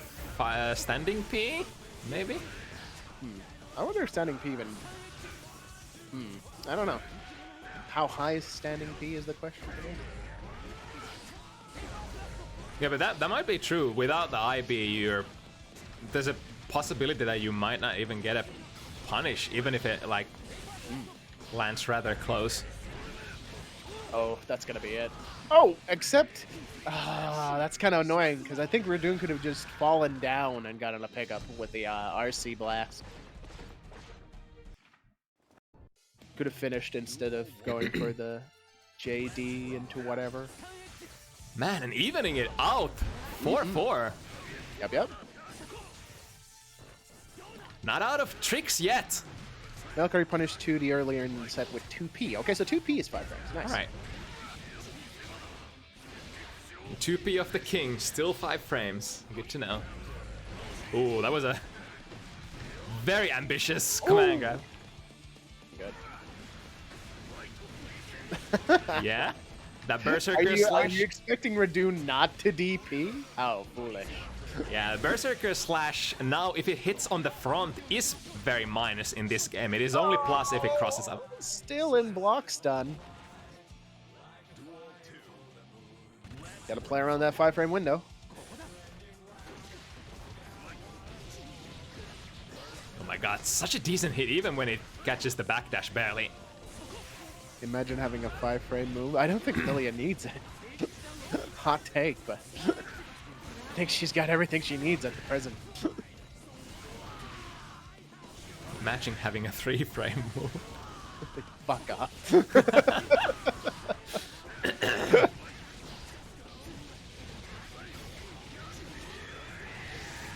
Alright, that's gonna break the wall, right?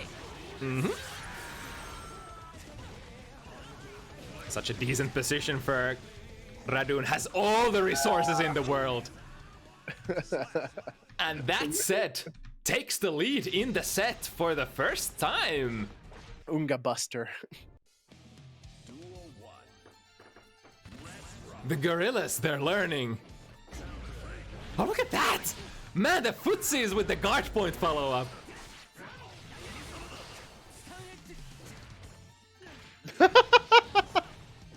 The stare down. Yeah, it's like, even if you know how Leo works, it's still very easy to get caught in Leo's pace. King of the jungle. Sets the pace. Jungle drums in the distance. It's like in the old game, Leo did have some difficulties getting his like Nice punish. jungle game started, but in this game he's like way more strong in the footsies department.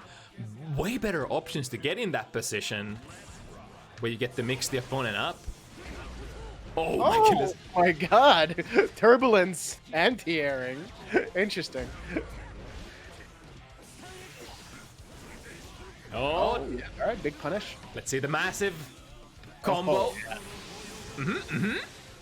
Ride the lightning.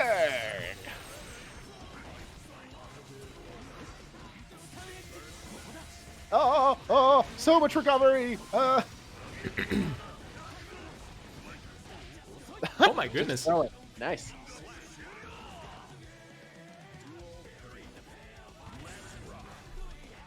I wonder if Radune's just missing meaties in that backturn situation. Because yeah. Oh, there it is. Landing a hit on that guard point. And combo on stagger. Wait. I didn't know Leo was May. Whoa, which side? Oh, Oh my goodness. I mean, It's just pure speed, the high pace of what Radune is throwing at melkari at the moment. I would be confused too. Radune is so in his element in this game. It's great to see. It was Daisuke's vision to make a game specifically for Radune Leo.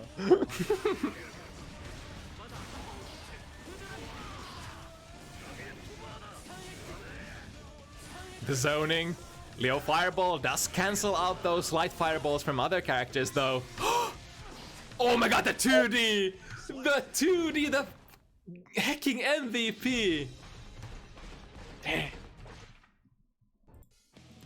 Radune. Yeah, it's genuinely hard button to deal with. Yeah, it is. I feel like you kind of want to, like, when you have an opponent who uses it this much, you want to try to sort of base your neutral around trying to counter poke it with, like, a button that has good enough hitbox. I think so, yeah. Oh. Turbulence. And there it is. Missed that 5-frame window. Unfortunate. Here comes my Eisensturm. I mean, another option is to just forfeit the 5B and just fish for the DP punishes.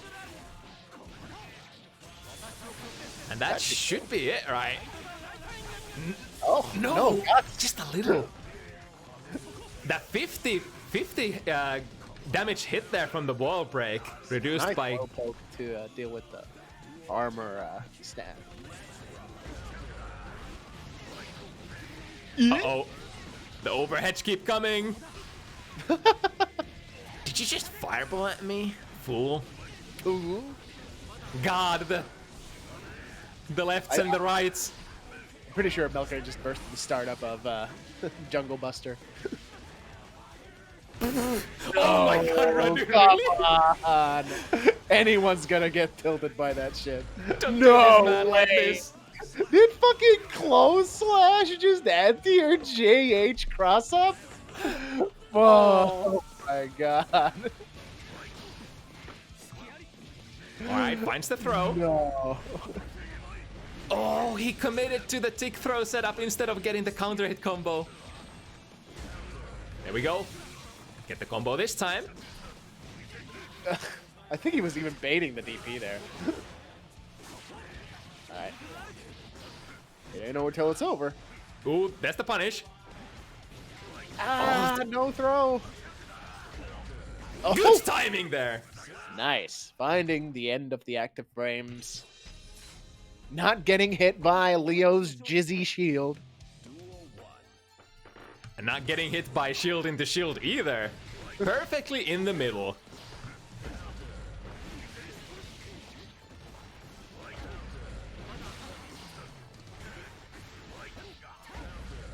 There we go. Nice throw. Man, it's that awkward spacing where you're not quite sure if the Leo's Berserker stance is gonna cross up or not. And you're like, should I throw? Should I not throw? Oh, wow! Using the RC to sort of check what melkari is doing there. And now Radune on set point. Oh, Good throw once again.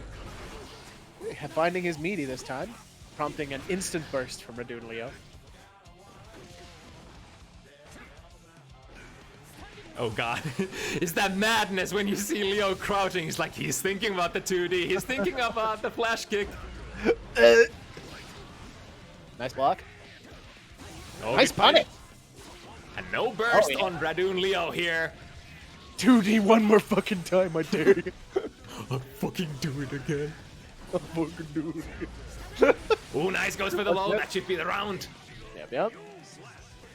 melkari has a decent chance to stay alive here, but needs this.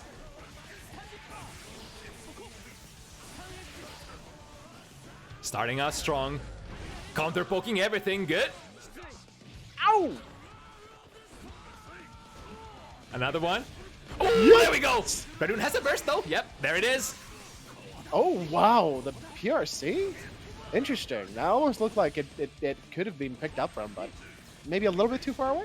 Oh, that should be the round. Yeah. Nice. Evening it out. 6-6. Final game coming up. All the marbles. Who's gonna leave victorious? Is it the king or is it the king? Maybe it's Daryl. The true winner. Not taking part in this conflict. Damn, who that? The third king. All right, that one. The king that no one cares about. Oh, listen, it was kind of cool in the story mode this time around. Yep, good. Very important not to miss those throws. Now Hugh, on are the you last. gonna watch the story mode, because that's kind of cringe. I actually haven't watched it yet in this game. You don't have the lore advantage. Mm-hmm.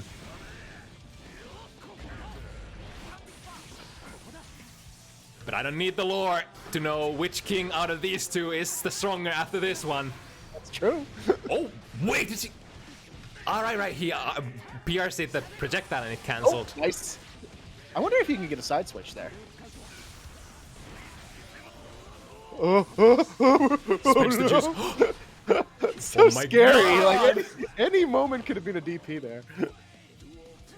It's the decision making against Radune is so stressful because you know he has no fear whatsoever. Oh, the IBs? Look at the defense from Melkari! What is this? Who blocks all of that? Uh, Oh, nice. Here he Nice throw. comes. Ow! Fighting the meaty. Honestly, I think Melkar should do more of those, like, mid-air fireballs from full screen. Is that I hope it's not gonna bounce too much. high up? That's what I thought. Oh, almost punishing it, but not quite. But the madness, here it starts. On X. Zverb. Oh, the DP baited now by Radune. That's gonna Nice be Melkar's burst. That's enough.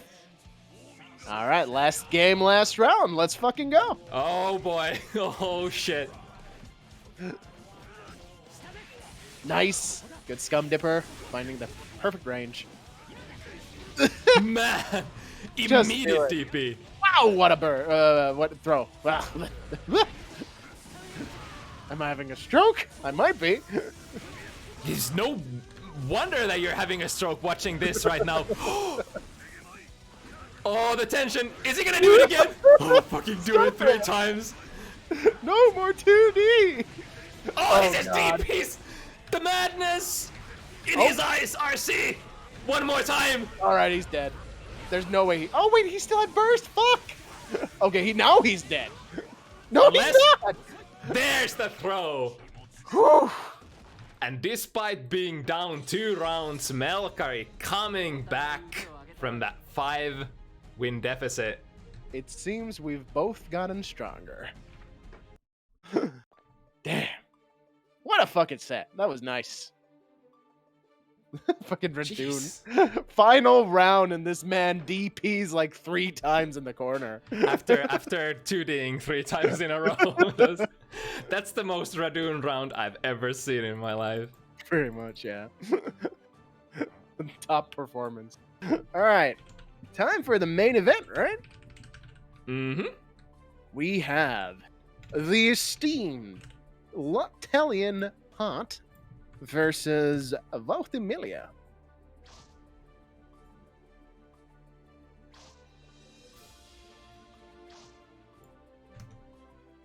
All right, let's spectate.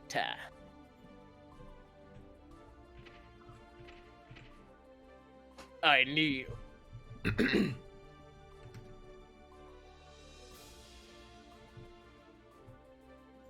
All right, Lottelion, that extremely strong European Testament player from ACPI you might have seen here and there. Note to self: punish that fucking 2D. It's not that easy. It's -5, Reioli. You need a 5-frame button or better.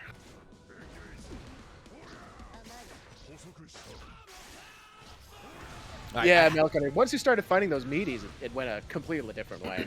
Nice. All right, name of the game. Familia, stay vigilant, mix them up. Don't get cracked. hit. Don't get hit. Just don't get hit. Because Pot is gonna break that poor girl's back with 2 busters and a jab. Yep. Uh-oh. Uh-oh, the burst baited as well! God, Lotte had the read. I understand. wauhti wanted to steal the momentum back and get the round, but... Oh, that Uh-oh. got a buster. Look at the damage. That's 50%. Another one. That's a I think round. he's dead. Yeah. Alrighty. So And that's the matchup. this could be a very quick set, or you know, maybe wauhti manages to just not get hit. So I feel like they put a lot of weight on Potemkin Buster in this game, especially since you don't get any relevant Oki out of it. It does so much damage, which is why you have to jump out of it. You can't get Potemkin Bustered. Sinical in the chat saying Milia needs mad buffs. Interesting. A Milia player saying that? No way. Interesting. Very fascinating. Getting hit by, or just blocking Garuda is so dangerous. Alright, Futsikar, here we go, and gets the round. I feel like Milia is one of those characters that's really being slept on. Like I think she's mad good in this game. Yeah, for sure. I think Tofi definitely proves that. He's been performing immensely well. It's like a character with really high skill cap, I want to say. Oh yeah, for sure. Easy to mess up on, but also very high potential for stuff. A lot of stuff to optimize on and that sort of thing. Oh, that's gonna be a throw. No! Yeah, you could throw that, but I'm not sure if. I wonder what He happened must have there. been too far that time, maybe. Maybe. Ooh. Ooh. Yo, the hair card. All right. wauhti getting on the board as well. Off to a very even start. Only Sol, May, and Ram need buffs at the moment. Yeah, very truly. Very accurate. Those are, I think, the 3 worst characters in the game. Q, would you agree? Yeah. It's... Yeah. Yeah. Yep. Yeah, definitely. No further discussion needed. Ooh, baiting the burst there. Lotte doesn't bite, though. Potemkin does have a lot of life to spend there. Oh! I think wauhti was already committed to a button there, getting guaranteed bustered. That Hammerfall break after Buster is minus, so it definitely shouldn't be respected. Yeah, that's sort of one of the downsides to Buster. It does so much damage, but you don't get a relevant Oki afterwards. Mm-hmm. Not like in the old games where you could just like super jump into a safe jump mix-up. Yeah, you can't loop Buster anymore, unless the opponent is respecting you for some reason. And speaking of looping, you can't really easily loop Milia's Oki either, unless you spent meter. Buff Chip needs meterless combo from both Alpha Blades. All right, Satsu. Yeah. Actually, I agree. So, the characters that need buffs right now are Sol, May, Ram, and Chip. Those are the 4. Those 4 characters, I think, need mad buffs right now. Because they're just lagging behind everybody else. That's sort of a neat burst bait combo that wauhti keeps doing on counter. It still gets to continue the combo, but also puts himself airborne to potentially bait the burst if Lotte is opting to go for one. Mm-hmm.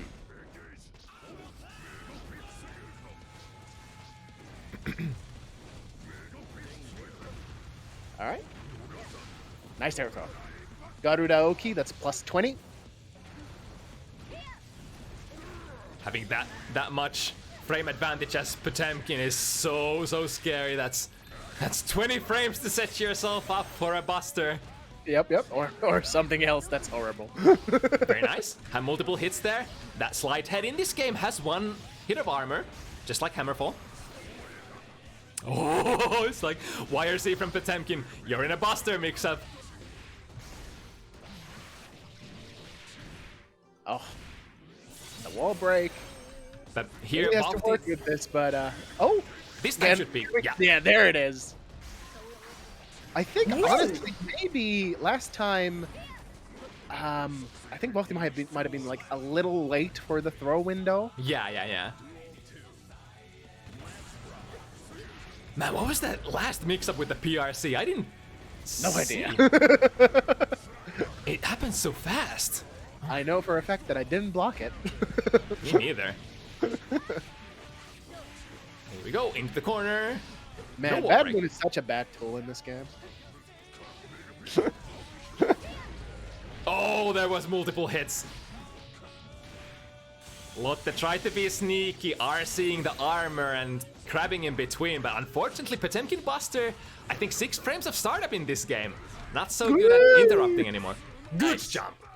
Read on the Buster and punish on the way down. Wauhti picking up mad speed. Now with a 2-point lead.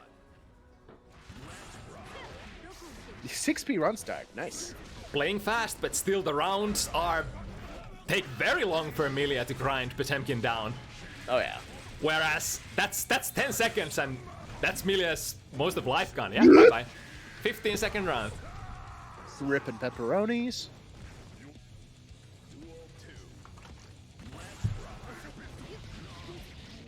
Ooh, was that a Karabak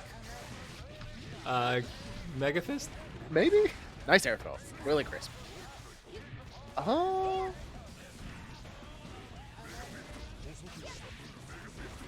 Good. That's minus.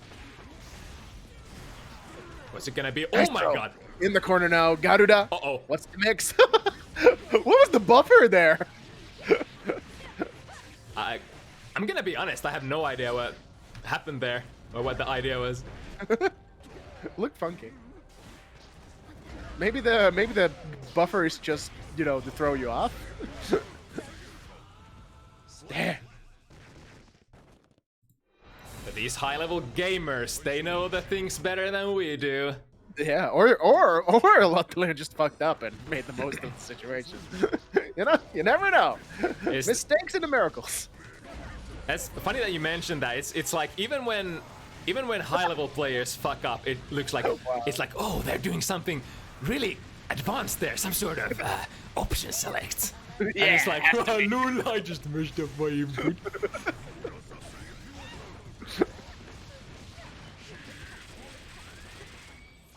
H was always double fist. Yeah. Double fisting it every time. Death. Ouch.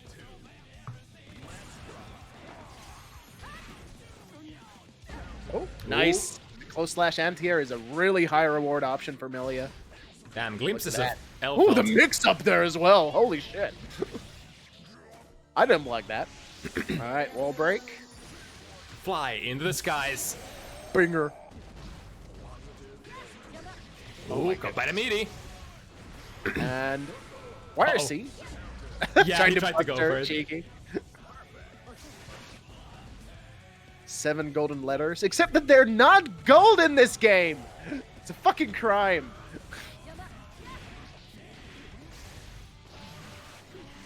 I want the gold for being a winner. Yeah, exactly. I want to get peed on. Shoutouts to R. Kelly. Oh, good escape. Switching the position. Oh, there was enough space to cross. And baiting the burst as well.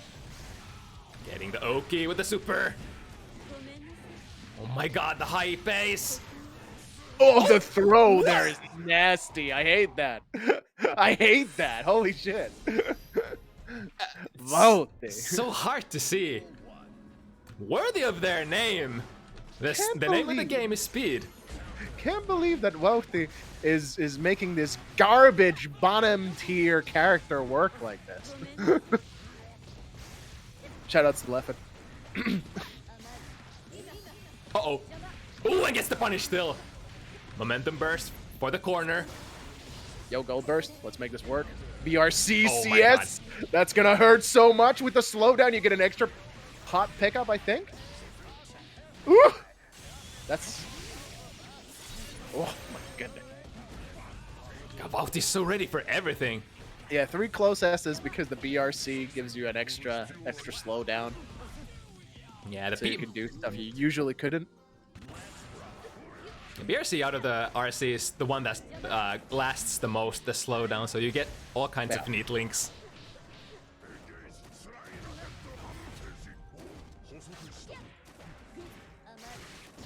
Alright, the last minute. Nice. Disc there, the frame trap at the end. Oh my god, I didn't block that. Wauhti's so good. Oh my god. Oh, the heart read! Henry! Pajama Big! Baska! Look at the damage. Oof! One more. Unfortunately, no Oki for that either. That might have actually worked, even though he got the big hit. That might have worked against Lotte, forcing him to return back to neutral. Yep, that's really unfortunate. That is very unfortunate. I mean, I guess you could argue that he only had to win the neutral one more time, so yeah, worth it probably, but still rough, because that is a hard pill to swallow for Potemkin. Garuda, nice, catching Wauhti low. Buffering something for sure. At that time, Wauhti just opted to respect.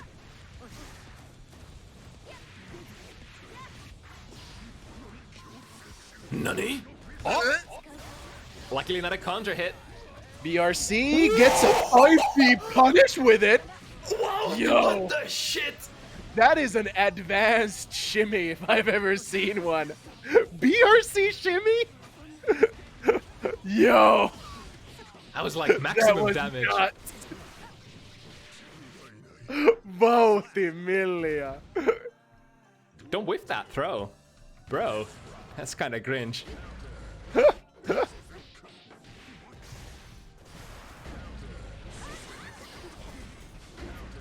Oh, not having the right read in that situation. Wow, sliding under, breaking the wall once again. And all this, oh my goodness. You give Wauhti resources when he knows how to use BRC this well. Yeah, man. How is this guy? How is this guy so godlike? Oh, that's gonna hit though, yeah. But again. Again! Oh, but this time a little bit too far away for the 5D. Damn. Good on Lotte blocking that 5D though. Yeah, for sure. 6-2 against Lottelion pot? God damn. Alright. Alright, see. Potemkin, trash character, waiting for Testament for Strive. I mean, it's actually entirely possible with the story mode ending credits. And like the potential is there. Even I've seen Maybe that. season 2. Oh my god. Just give this poor man chance to breathe, Wauhti. No.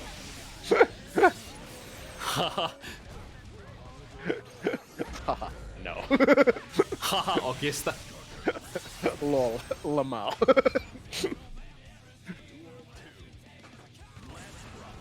This is what 10 years of playing only waifus gets you. Wauhti plays with his heart. Heart, yeah. Heart, yeah. Heart of kinds. Don't follow this man on Twitter unless you're, prepared for the consequences.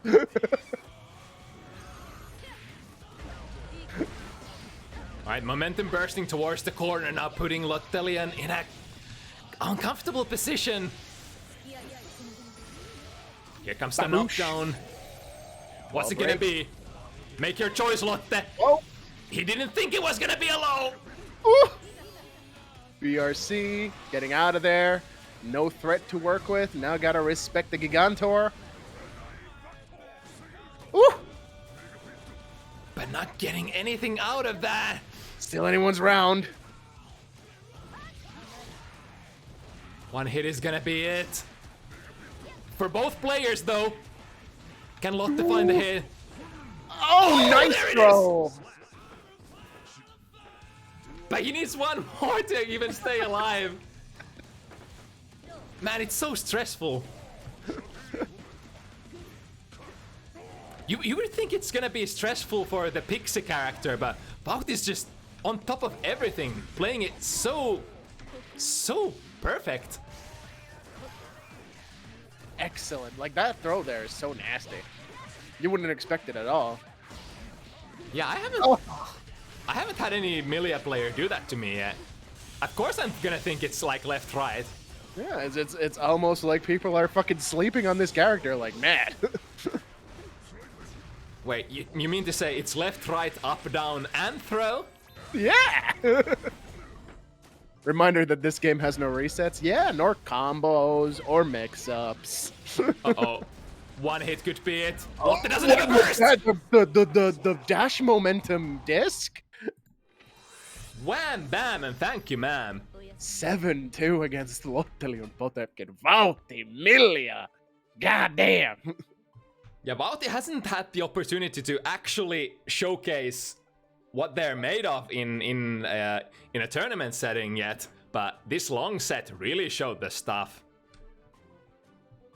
wauhti really is a top-level competitor in Finland.